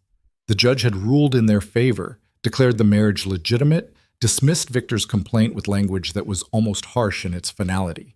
He'd written that the evidence presented showed a genuine marital relationship, that the testimony from community members carried significant weight, and that the court would not entertain frivolous challenges designed to harass lawful property owners. "We won," Evelyn whispered. Then louder, "We actually won." Caleb pulled her into his arms, lifted her off her feet, spun her around in the kitchen like they were dancing to music only they could hear. When he set her down, she kissed him hard, tasting salt and relief and something that might have been joy. "I need to tell the hands," she said against his mouth. "I need to—" "Tell them later." Caleb kissed her again. "Right now, just be here. Be happy. Everything else can wait." So she stayed. They stood in the kitchen holding each other while spring sunlight poured through the windows and painted everything gold, and for the first time in months, Evelyn felt like she could breathe without something heavy sitting on her chest. The celebration that night was small but fierce. Jim broke out a bottle of whiskey he'd been saving for something important, and the ranch hands toasted Evelyn and Caleb's victory with genuine happiness. Danny got drunk enough to attempt a song that was more enthusiasm than melody, and even Pete smiled, which was saying something. "To Mrs. Rourke," Jim said, raising his glass. "Who's tougher than any 3 men I've worked for, and who finally found someone stubborn enough to match her?" "To Caleb," Samuel added, who had the good sense to say yes when she asked. They drank. They laughed. And later, when the hands had stumbled off to the bunkhouse and the house was quiet again, Evelyn and Caleb sat on the porch watching stars wheel overhead. "What happens now?" Evelyn asked. "What do you mean?" "The ruling's final. The ranch is safe. The original deal was that we'd dissolve the marriage once the legal trouble was settled." Caleb was quiet for a long moment, then, "Is that what you want?" "No." The answer came immediately, certain. "But I need to know what you want. Because this marriage, it's real now. legally, publicly, in every way that matters. And if you want out, I don't want out. Caleb turned to face her. I want you. I want this life.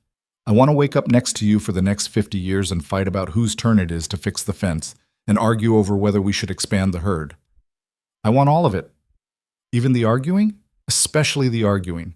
You're terrifying when you're mad. I like it. Evelyn laughed, felt tears prick her eyes. I love you. I know, you told a whole courtroom. I'm telling you now, just you. I love you, Caleb Rourke, and I want you to stay. Then I'm staying. He pulled her close, pressed a kiss to her temple.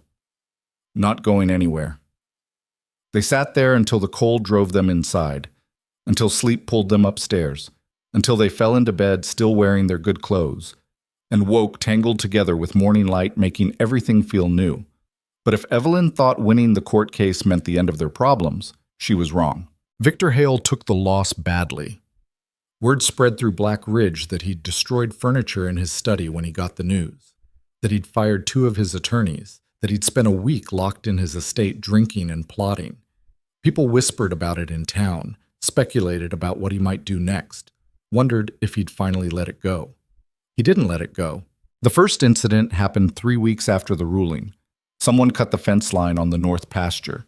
Not an accident, not weather damage, but deliberate destruction that let 40 head of cattle wander onto county land where they got impounded. It cost Evelyn $200 in fees and a week of work to repair the damage. Could have been anyone, Jim said, but his eyes said he knew exactly who was responsible. The second incident came a week later. A fire in the hay barn that started in the middle of the night. No explanation, no natural cause. They caught it early, got it under control before it spread to the main structures, but they lost half their winter feed supply. Getting expensive, these accidents, Pete observed. The third incident was attempted bribery. One of Victor's men approached Danny in town, offered him $500 to quit the Mercer ranch and come work for Hale. When Danny refused, the man doubled the offer. What'd you tell him? Evelyn asked when Danny reported it. Told him he could take his money and his job and go straight to hell. Then I told him if anyone from the Hale estate sets foot on Mercer land, they'll be leaving with buckshot in their rear end. Evelyn wanted to be mad at Danny for threatening violence, but mostly she just felt grateful that her hands were loyal enough to turn down serious money. Still, the incidents were adding up. The costs, the stress, the constant knowledge that Victor was out there somewhere planning his next move. It was wearing on everyone. We need to do something, Evelyn said one night, pacing the bedroom while Caleb sat on the bed watching her. We can't just wait for the next attack. What do you want to do? Ride over to Hale's estate and challenge him to a duel? Don't tempt me. Evelyn. Caleb stood, caught her hand, stopped her pacing. Victor wants you to react, wants you to do something stupid that'll give him ammunition for another legal challenge. Best thing we can do is stay calm, document everything, and let him dig his own grave. I'm tired of being calm. I'm tired of taking hits and pretending it's fine. I know, but fighting smart beats, fighting angry every time. She knew he was right, hated that he was right, but she also knew that doing nothing felt like surrender, and she'd never been good at surrendering. The breaking point came on a Tuesday morning in late June. Evelyn was in town getting supplies when she ran into William Foss outside the general store. He looked uncomfortable seeing her, tried to nod and move past, but she stepped into his path. Mr. Foss. Mrs. Rourke, congratulations on your court victory. Thank you, though I notice you didn't testify on my behalf. Foss shifted his weight. Didn't seem appropriate, given that I'd proposed myself. No, it wouldn't look good, but you could have at least been honest about why you didn't. Evelyn kept her voice level. So let me ask you directly. Did Victor Hale pay you to stay silent? The way Foss's face changed told her everything she needed to know. He approached several of us, Foss said quietly. Offered money to either testify against you or stay neutral. Most of us took the money and stayed quiet. Most? Schaefer didn't. He testified anyway. Lost a timber contract with Hale because of it. Foss looked genuinely ashamed. I'm not proud of what I did, Mrs. Rourke, but business is business. Business is business, Evelyn repeated, right up until someone burns your barn or cuts your fences or tries to destroy everything you've built. Then what's business? I'm sorry. Sorry doesn't fix anything. Evelyn pushed past him, loaded her supplies into the wagon with hands that shook from anger. She was halfway home when she saw the smoke. Black, thick, rising from the direction of the ranch. Her heart dropped into her stomach. She snapped the reins, pushed the horses faster, took the last ridge at a speed that nearly tipped the wagon. The main barn was on fire. Not the hay barn they'd already lost, the main barn where they kept the breeding stock, the expensive horses, the equipment they couldn't replace. Flames licked up the walls, punched through the roof, sent smoke billowing into the blue sky. The hands were already there, fighting it with buckets and blankets in desperation. Evelyn jumped from the wagon before it fully stopped, ran toward the chaos. "Where's Caleb?" she shouted at Jim. "Inside. Said there were horses still." Evelyn didn't wait for him to finish. She grabbed a wet blanket, wrapped it around herself, and ran into the burning barn. The heat was immediate and overwhelming. Smoke choked her, burned her eyes, made it impossible to see more than a few feet. She could hear horses screaming, could hear the fire roaring overhead, could hear her own heart hammering against her ribs. "Caleb! Here!" His voice came from the back stalls. "Got 2 more. Can't get them to move." Evelyn fought her way through smoke and heat, found Caleb wrestling with a panicked mare who refused to leave her stall. Another horse was down, eyes rolling, too scared to stand. "Get that one," Caleb shouted, nodding at the mare. "I'll get this one up." Evelyn grabbed the mare's halter, pulled hard, used her body weight to force the animal toward the door. The mare fought every step, terrified of the fire, more terrified of moving. Behind them, part of the roof collapsed, sent sparks and burning wood crashing down. "Move!" Evelyn screamed at the horse. "Move, or we both die here!" Something in her voice must have gotten through. The mare suddenly lunged forward, nearly trampled Evelyn in her panic to escape.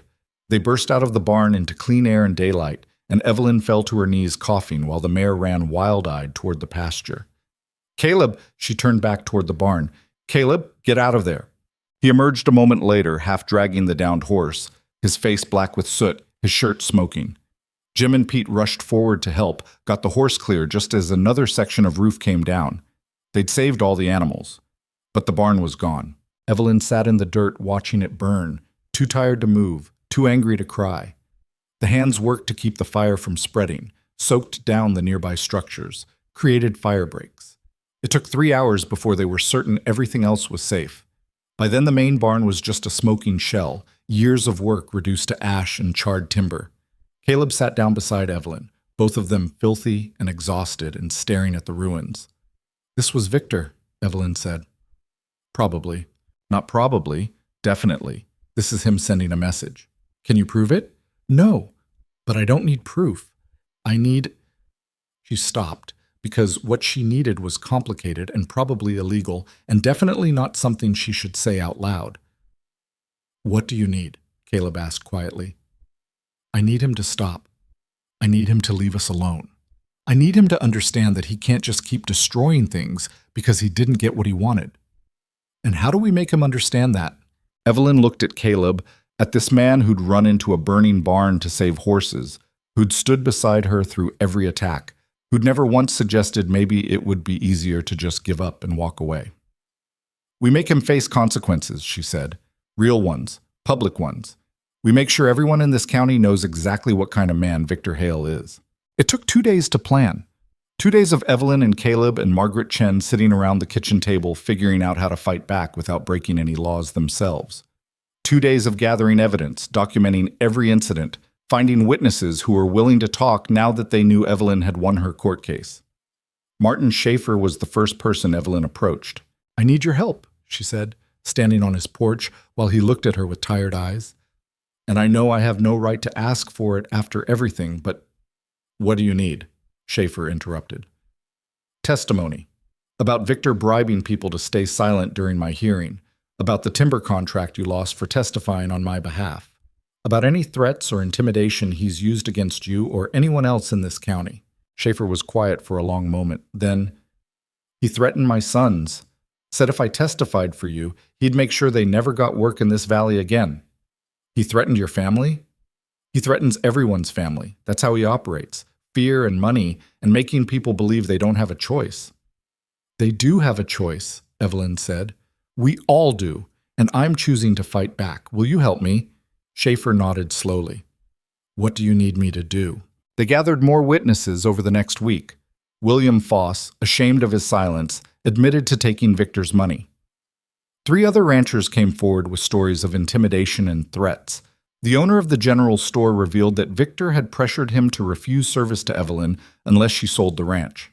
It was a pattern of harassment that went back months, maybe years. And when Margaret Chen compiled everything into a formal complaint, it was damning. "This is enough for criminal charges," Margaret said. "Witness intimidation, bribery, potentially arson if we can connect him to the barn fires. We take this to the county prosecutor. Victor Hale is looking at serious legal trouble." "Will it stick?" Caleb asked. "With this many witnesses? With this much documentation?" "Yes, it'll stick." Evelyn looked at the stack of papers, at the evidence of everything Victor had done, and felt something settle in her chest. Not quite satisfaction. The barn was still gone. The money was still lost. The months of harassment couldn't be undone. But it was something. A chance at justice. A chance to make sure Victor faced consequences. "Let's do it," she said. Filing the complaint created exactly the kind of chaos Evelyn had hoped for. Within hours, the whole county knew. Within a day, the county prosecutor had issued a summons requiring Victor to appear for questioning. Within 3 days, federal marshals were involved because some of the charges crossed state lines. Victor tried to fight it, hired expensive lawyers, called in favors, used every connection he had to make the charges go away. But the evidence was too solid, the witnesses too credible, and the prosecutor too determined to let a wealthy rancher intimidate his way out of consequences. The hearing was set for late July, and this time it was Victor standing in front of a judge trying to defend himself. Evelyn sat in the courtroom gallery with Caleb beside her, watching Victor squirm under questioning, watching his lawyers fumble through explanations that sounded hollow, even to them, watching witness after witness step forward to testify about threats, bribes, intimidation. Martin Schaefer's testimony was particularly devastating. He laid out every conversation he'd had with Victor, every threat against his sons, every attempt to punish him for supporting Evelyn. He spoke calmly, factually, and by the time he finished, even Victor's own attorneys looked uncomfortable. "Your Honor," Margaret Chen said during closing arguments, "this case is about more than property disputes or hurt pride. It's about a pattern of criminal behavior designed to destroy anyone who refused to bend to Victor Hale's will." Mrs. Rourke's only crime was saying no. Everything that followed, the legal challenges, the intimidation, the destruction of property, was punishment for that refusal. The court has an opportunity here to send a message that wealth and power don't put anyone above the law. The judge took less than an hour to deliberate. He found Victor guilty on multiple counts of witness intimidation, bribery, and criminal harassment. The arson charges didn't stick, not enough direct evidence, but the rest was enough. Victor was fined $20,000, sentenced to 6 months in county jail, and barred from holding any county position or contract for 5 years. In the gallery, Evelyn felt Caleb's hand find hers, felt the weight of months of fear and anger start to lift. It wasn't perfect justice. The barn was still gone. The money they'd lost was still lost. But Victor Hale was facing consequences, and that mattered. Outside the courthouse, reporters from the county newspaper tried to get statements. Evelyn waved them off, too tired to deal with publicity. But Margaret spoke on their behalf, gave a brief statement about justice being served, and the importance of holding powerful people accountable. Victor was led away in handcuffs, his face a mask of rage. He locked eyes with Evelyn as he passed, and she saw the promise there. This isn't over. But it was over. Maybe not completely, maybe not forever, but for now, it was done. The ride home was quiet. Caleb drove while Evelyn stared out at the valley, at the land she'd fought so hard to keep, at the ranch spreading across the basin like it had always been there and always would be. "You all right?" Caleb asked. "I don't know. I should feel relieved, victorious, something. But mostly I just feel tired." "That's fair. It's been a long fight." "It's not really over, though, is it? Victor still has money, still has connections. 6 months from now, he'll be out, and he'll be angry, and we'll deal with it then," Caleb said firmly. "Stop borrowing tomorrow's problems. Today, you won. Let yourself have that." Evelyn looked at him, at this man who'd become her anchor through all of this, and felt something warm spread through her chest. "When did you get so wise?" "I married a woman who taught me that sometimes you have to fight for what matters. Figured I should learn from the best. Back at the ranch, the hands were waiting. They'd heard the news, probably the whole county had heard by now, and they met Evelyn and Caleb in the yard with congratulations and relief. "About time someone knocked Hale down a peg," Jim said, grinning. "Man's needed a comeuppance for years." They celebrated that night, but it was different from the celebration after the court victory. Quieter, more reflective, the kind of celebration people have when they're too exhausted to do much besides sit together and be grateful it's over. Evelyn found herself on the porch again after everyone had gone to bed, staring out at the dark valley. The ruined barn was a shadow against the starlight, a reminder of everything the fight had cost. Caleb came out, wrapped a blanket around her shoulders, sat down beside her. "Thinking about rebuilding?" he asked. "Thinking about everything. The barn, the money, the time we lost dealing with Victor's nonsense. Wondering if it was worth it." Was it? Evelyn considered the question. "I don't know. We kept the ranch. We're still here. But it took so much just to hold on to what should have been mine by right in the first place. That's how it goes sometimes. The things worth having don't come easy. Doesn't seem fair. It's not fair. But fair and real are different things." Caleb pulled her closer. "For what it's worth, I think your father would be proud. You fought for this place the way he would have fought, maybe harder. He would have punched Victor in the mouth first, asked questions later. Yeah, probably. But you did it smarter. Made sure there were consequences that'll actually stick." They sat in comfortable silence, wrapped together against the night chill. Somewhere in the distance, a coyote called. Cattle stirred in the pasture. The land kept breathing, kept existing, kept being worth everything they'd fought for. "We need to rebuild the barn," Evelyn said eventually. "Can't make it through another winter without proper shelter for the stock." "I know. I've been pricing timber. It's going to be expensive." "Everything's expensive. But we've got the settlement money from Victor. That'll cover most of it. And the rest? We'll figure it out. We always do." Caleb kissed her temple. "We're going to be all right, you know. All of this, the fighting, the fires, the legal battles, it's over now. We can just focus on the ranch, on building something instead of defending it." "You make it sound simple." "Maybe it is. Maybe we've been so focused on surviving that we forgot what it's like to just live." Evelyn turned that over in her mind. He might be right. The past 6 months had been nothing but crisis and response, fighting and defending. She'd forgotten what it felt like to wake up without wondering what disaster the day would bring. "So we just live?" she asked. "We just live. Work the ranch, raise cattle, maybe add some sheep in the spring. Fix things when they break, build things when we need them. Be married without having to prove it to anyone." Sounds boring. Sounds perfect. And maybe it was. Maybe after everything they'd been through, boring was exactly what they needed. The next morning, Evelyn woke to find Caleb already gone from bed. She found him outside, standing in front of the burned barn with a notebook and pencil, sketching. "What are you doing?" she asked. "Planning. Figure if we're rebuilding, we might as well do it right. Bigger stalls, better ventilation, space for expansion." Evelyn looked at the sketch. It was rough but clear. A barn twice the size of the one they'd lost, designed for efficiency and growth. "This is ambitious," she said. "You're ambitious, figured the barn should match, and it's going to cost a fortune. So we'll take our time, build it in stages, get the essential parts done before winter, finish the rest next year."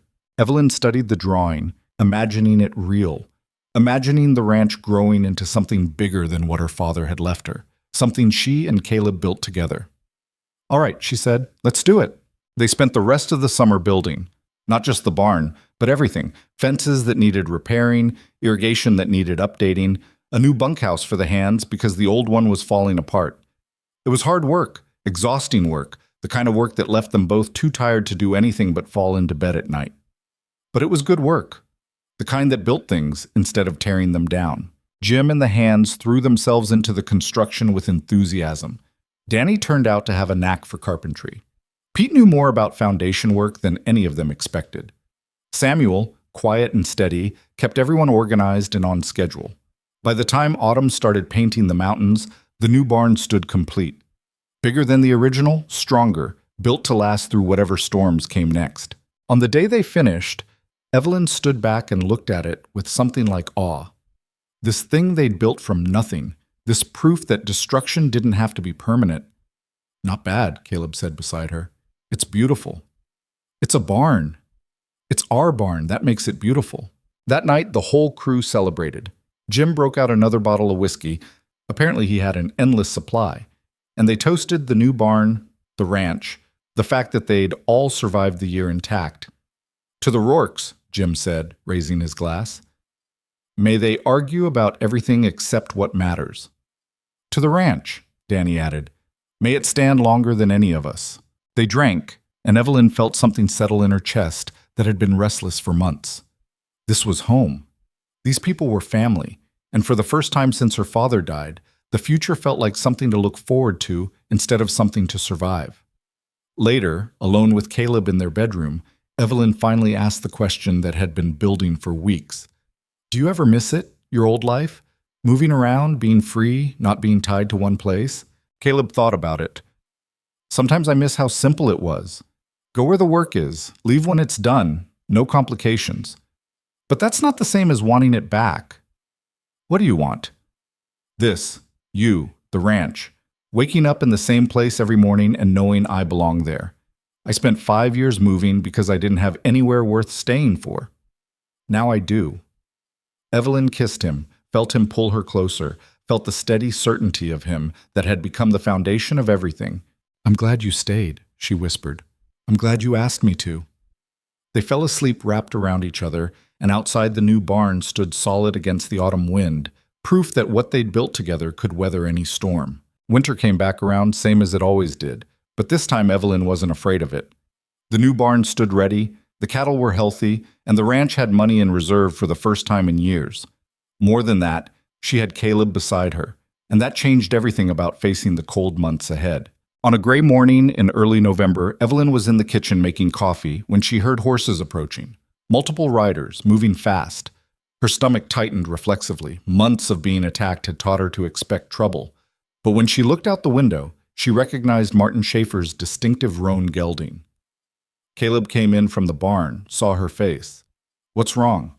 Company, Schaefer and a few others. They went out together to meet them. Schaefer dismounted along with William Foss and 2 other ranchers Evelyn recognized from town. Their expressions were serious but not hostile. Mrs. Rourke, Mr. Rourke, Schaefer nodded to them both. Sorry to come by unannounced. What's this about? Evelyn asked. Victor Hale. Schaefer's jaw tightened. He got out last week. Served 4 months, got 2 months off for good behavior. Evelyn felt Caleb tense beside her. And he's already starting trouble. Been making threats, talking about getting even, calling in favors from people who owe him. Foss stepped forward. We wanted to warn you, and we wanted to offer help. What kind of help? The kind where if Victor tries anything at all, he's not just dealing with you anymore. He's dealing with all of us. Schaefer gestured to the men with him. We're tired of letting him terrorize this valley. Time someone stood up to him as a group instead of letting him pick us off one by one. Evelyn looked at these men who'd once competed for her land, who'd stayed silent during her court case, who were now standing on her porch offering alliance. Why now? She asked. Why not months ago when it would have mattered? Because we were cowards, Foss said bluntly. We let fear of what Victor might do stop us from doing what was right. But watching you fight him alone, watching what it cost you, he shook his head. Some of us learned something. Better late than never. Better late than never, Evelyn repeated. She wanted to be angry at them for not stepping up sooner, wanted to remind them that their silence had nearly cost her everything. But she also understood fear, understood the calculations people made when survival was on the line. All right, she said. If Victor makes a move, we face him together, but I need to know you'll actually show up, not just promise and disappear when things get hard. You have my word, Schaefer said. The others nodded agreement. After they left, Evelyn stood in the yard watching them ride away. You think they mean it? Caleb asked. I think they want to mean it. Whether they'll follow through when Victor actually shows up, that's different. He will show up. You know that. I know. Evelyn looked at the mountains, at the valley spread beneath them, at everything they'd fought to keep. But I'm tired of waiting for him. Tired of letting him control when and how this ends. What are you thinking? I'm thinking maybe it's time to go see Victor Hale ourselves. Have a conversation, clear the air. Caleb studied her face. That's either the smartest thing you've said all year or the dumbest. Haven't decided which. Come with me and find out. They rode to the Hale estate 2 days later, just the two of them, arriving in late afternoon when the light was starting to fail. Victor's ranch hands watched them approach with suspicious eyes, but nobody stopped them. They dismounted at the main house, and Evelyn knocked on the massive oak door like she owned the place. Victor himself answered. He looked thinner than before, harder around the eyes, with something cold and calculating in his expression that hadn't been there before prison. Evelyn Rourke, he said, and her bought husband. To what do I owe this unexpected pleasure? We need to talk, Evelyn said. You planning to invite us in, or do we have this conversation on your porch where everyone can hear? Victor's jaw tightened, but he stepped aside. They followed him into a study lined with expensive books nobody had ever read, and furniture designed to intimidate rather than comfort. Say what you came to say, Victor said, pouring himself a drink without offering them any. I came to ask what it's going to take for you to leave us alone, Evelyn said directly. You lost in court, twice. You went to jail. You've been humiliated publicly. What more do you want? I want you to understand what you cost me, Victor said, his voice tight with controlled rage. I had contracts worth hundreds of thousands of dollars. I had respect. I had a reputation as someone you didn't cross. And you destroyed all of it because you couldn't accept that you needed to marry someone of actual value instead of some drifter you picked up like a stray dog. Careful, Caleb said quietly. It wasn't a threat, it was a warning. Victor ignored him, focused entirely on Evelyn. You humiliated me, made me look weak in front of the entire county, and you think I'm just going to let that go? I think you're going to realize that attacking us again will only make things worse for you, Evelyn said. Because this time, you won't just be fighting me. Half the valley's ready to stand against you. You go after the Mercer Ranch again, you'll find yourself facing a fight you can't win. Is that a threat? It's a fact. Martin Schaefer, William Foss, and about a dozen other ranchers came to me last week offering alliance. They're done being afraid of you, so whatever you're planning, whatever revenge you think you're owed, forget it. It's over. Victor set down his glass. Walked closer, invading her space the way he always did, trying to make her back down through physical intimidation. Evelyn didn't move. You think you've won, Victor said softly. You think because you kept your little ranch and got me locked up for a few months that this is finished. But it's not finished. Not until I say it is. Then you're going to be fighting forever, Caleb said, moving to stand beside Evelyn. Because we're not going anywhere. And neither are the people backing us. So you can spend the rest of your life trying to get revenge for something that was your own fault in the first place, or you can move on. Your choice. My choice. Victor laughed, but there was no humor in it. You come into my home, make demands, threaten me with the support of cowards who only found their spines when they had safety in numbers, and you think that gives you power? I think it gives us the truth, Evelyn said. And the truth is that you're alone. You've burned so many bridges trying to hurt me that nobody trusts you anymore. The county knows what you are, and all the money in the world can't fix a ruined reputation. She turned to leave, but Victor's voice stopped her. Your father would be ashamed of you. Evelyn froze, slowly turned back around. What did you say? Thomas Mercer. He'd be ashamed that his daughter had to marry a nobody to save what he built, that she couldn't hold on to it on her own merit, that she needed a man, even a worthless one, to validate her claim. The words were designed to hurt, and they did. But they also clarified something for Evelyn.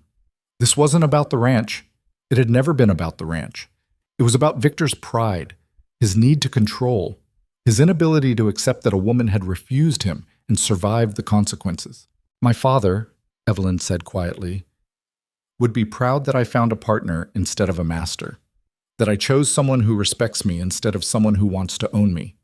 And he'd tell you the same thing I'm telling you now.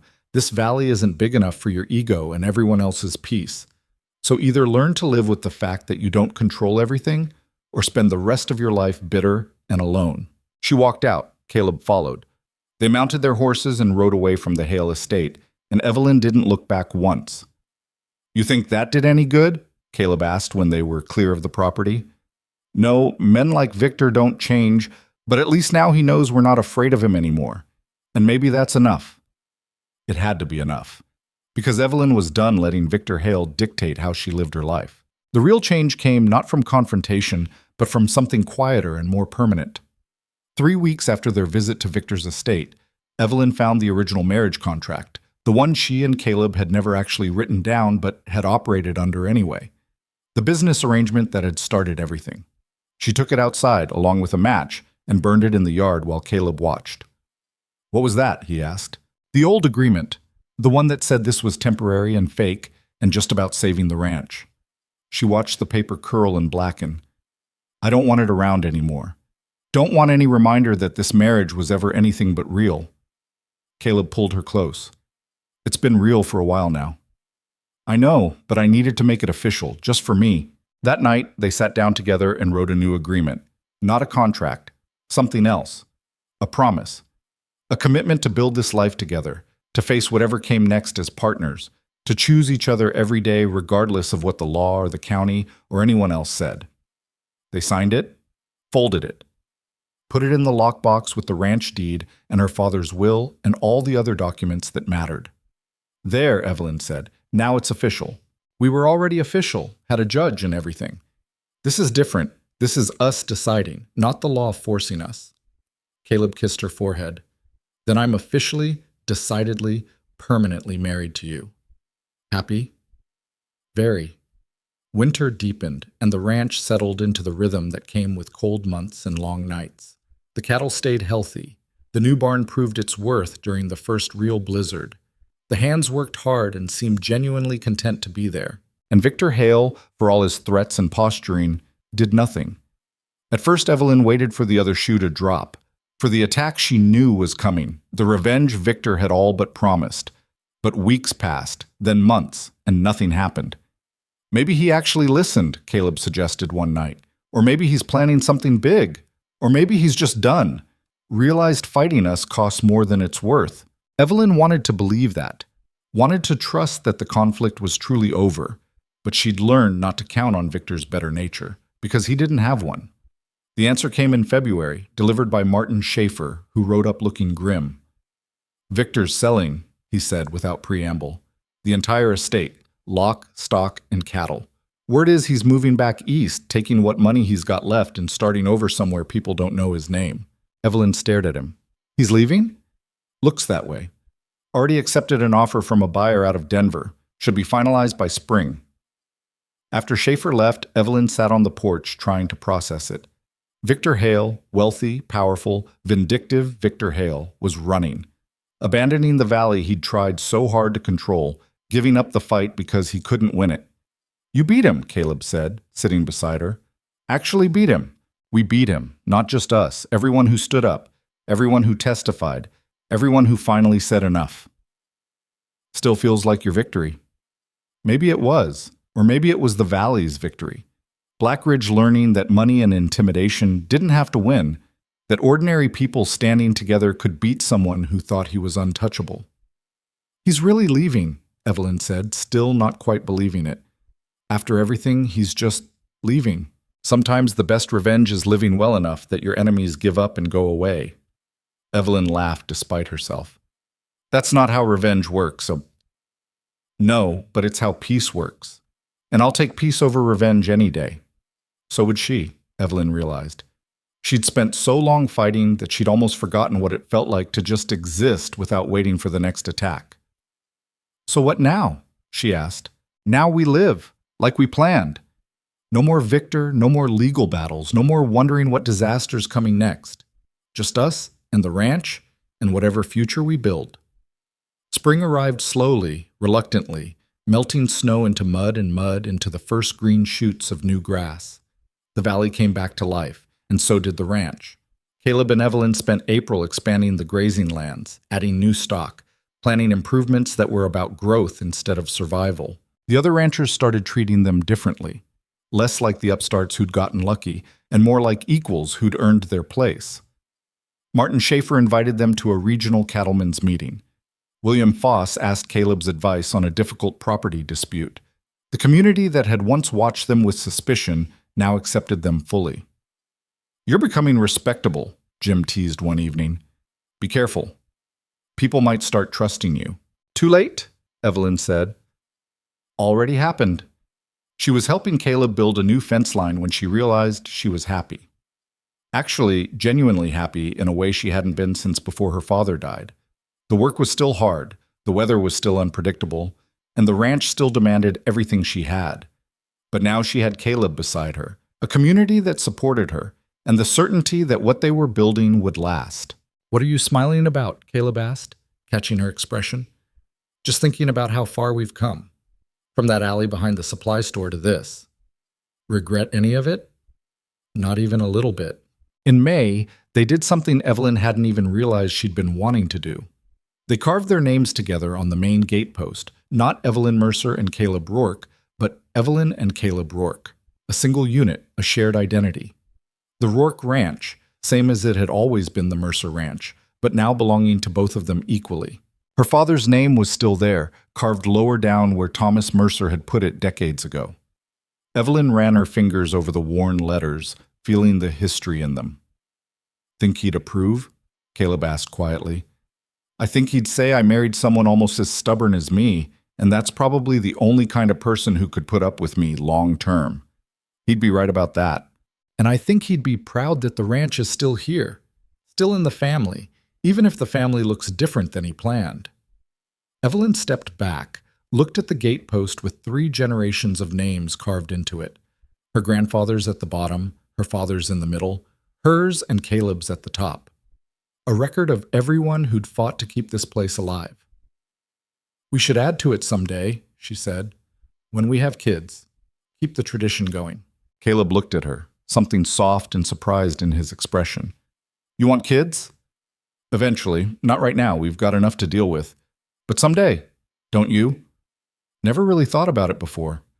But yeah, with you, I want that." They stood together looking at the gate, at the valley beyond it, at the future spreading out like something they could actually reach, now that they weren't constantly fighting to survive the present. That night, lying in bed with the windows open to let in the spring air, Evelyn found herself thinking about beginnings and endings, about how the worst moments of her life had somehow led to the best ones. Her father dying had been devastating.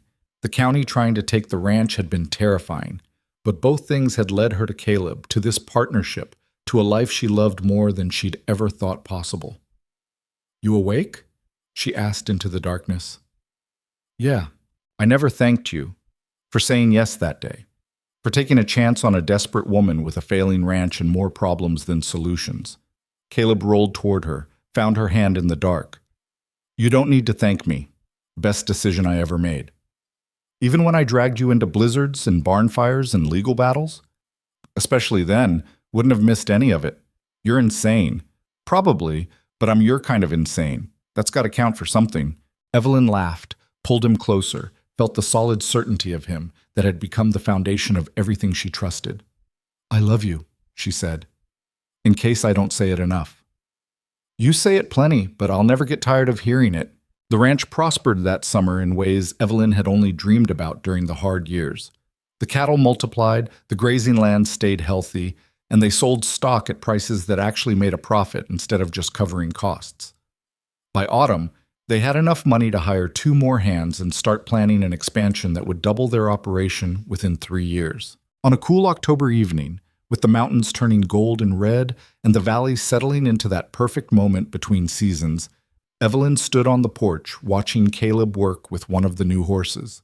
He moved with easy confidence, speaking to the animal in that low, steady voice he had, patient and calm and completely focused. Jim came to stand beside her, coffee cup in hand. "Good man you got there," he said. "I know. Your father would have liked him, respected him." "You think?" "I know. Thomas Mercer valued hard work and honesty and people who didn't quit when things got tough. Caleb's got all of that."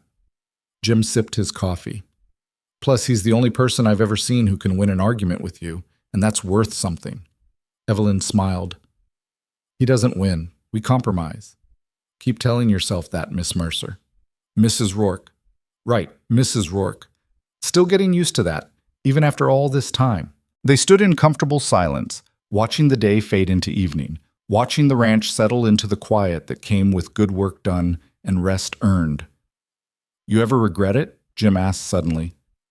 "Everything that happened? The fights, the fires, all of it?" Evelyn thought about it honestly. The pain, the fear, the moments when she'd been certain she'd lose everything. Victor's attacks, the legal battles, the constant pressure to just give up and surrender. "No," she said finally, "because all of it led here, to this moment, this life, this partnership, and I wouldn't trade what I have now for anything.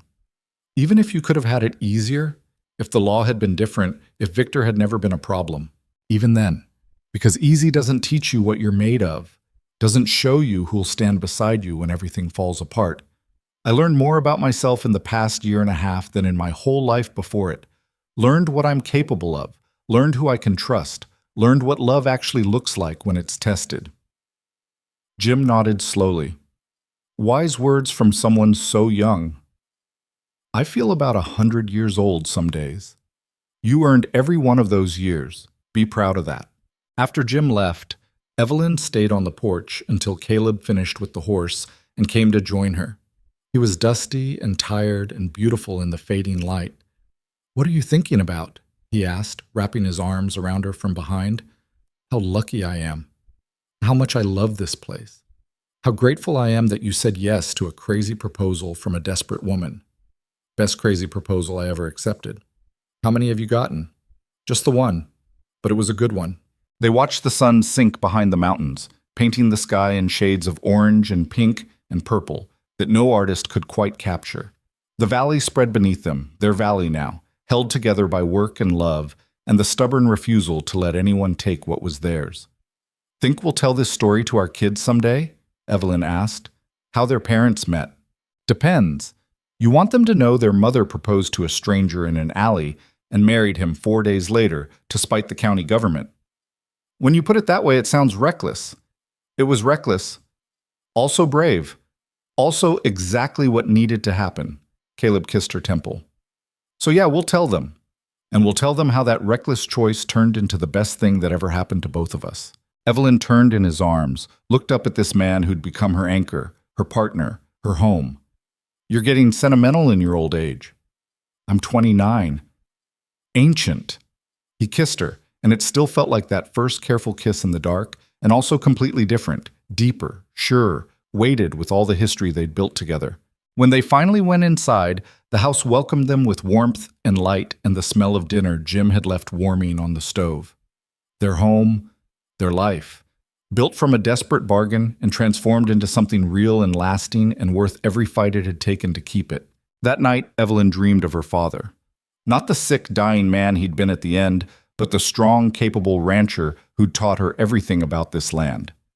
In the dream, he stood on the ridge overlooking the valley, and when she walked up beside him, he put his arm around her shoulders. "You did good, girl," he said. "Better than I could have done. I tried to do what you would have done." "No, you did what you needed to do. That's better." He looked at the ranch spread below them. "The land doesn't care about tradition or what should be. It only cares about who's willing to fight for it. You fought, you won. That's all that matters." "I miss you." "I know, but you don't need me anymore. You've got everything you need right here." When Evelyn woke, dawn was breaking, and Caleb was still asleep beside her, one arm thrown across her waist. Outside, the ranch was coming to life, cattle stirring, horses moving in the pasture, the hands beginning their morning routine. She slipped out of bed carefully, pulled on a robe, and went outside to watch the sun rise over the mountains. This land her grandfather had claimed, her father had expanded, and she had fought to keep. This ranch that had become more than property or inheritance or legal dispute. It had become proof that love and stubbornness could overcome almost anything. The gatepost caught the first light, and Evelyn could just make out the carved names. 3 generations of people who'd refused to quit, who'd built something meant to last. Someday there would be a 4th generation. Kids who'd grow up knowing this valley, learning this land, carrying forward the tradition of fighting for what mattered. But that was the future. Right now there was just this perfect morning, this peaceful moment, this life she'd clawed out of desperation and built into something beautiful. Caleb came out, wrapped a blanket around both of them, and they stood together watching the day begin. "You're up early," he said. "Couldn't sleep, too busy being happy." "That's a good problem to have." "The best problem." They stood there until the sun cleared the mountains and flooded the valley with golden light, until the cold drove them inside for coffee and breakfast, until the day's work called them to the barn and the pastures and all the 100 small tasks that kept a ranch running. But before they went inside, Evelyn took one last look at the valley, at the ranch, at everything they'd built and saved and transformed. She'd walked into a supply store 18 months ago with nothing but desperation and pride. She'd made an impossible offer to a stranger. She'd fought the law, fought Victor Hale, fought her own fear and doubt and the crushing weight of grief. And she'd won, not because she was perfect or fearless or had all the answers, but because she'd been willing to keep fighting when quitting would have been easier. Because she'd found a partner who stood beside her instead of trying to stand above her. Because she'd learned that strength wasn't about doing everything alone. It was about building something with someone you trusted. The ranch would go on. The land would endure. And someday, when her own children stood on this porch looking out at the valley, they'd know the story of how their mother saved everything by daring to ask a stranger for help. It wasn't the story anyone expected. It definitely wasn't the traditional path. But it was her story, and she wouldn't change a single word of it. Evelyn Rourke, once Mercer, once desperate, once alone, took her husband's hand and walked into the house they'd made a home, into the life they'd built from nothing, into the future they'd fought so hard to reach. And finally, after everything, she was exactly where she belonged.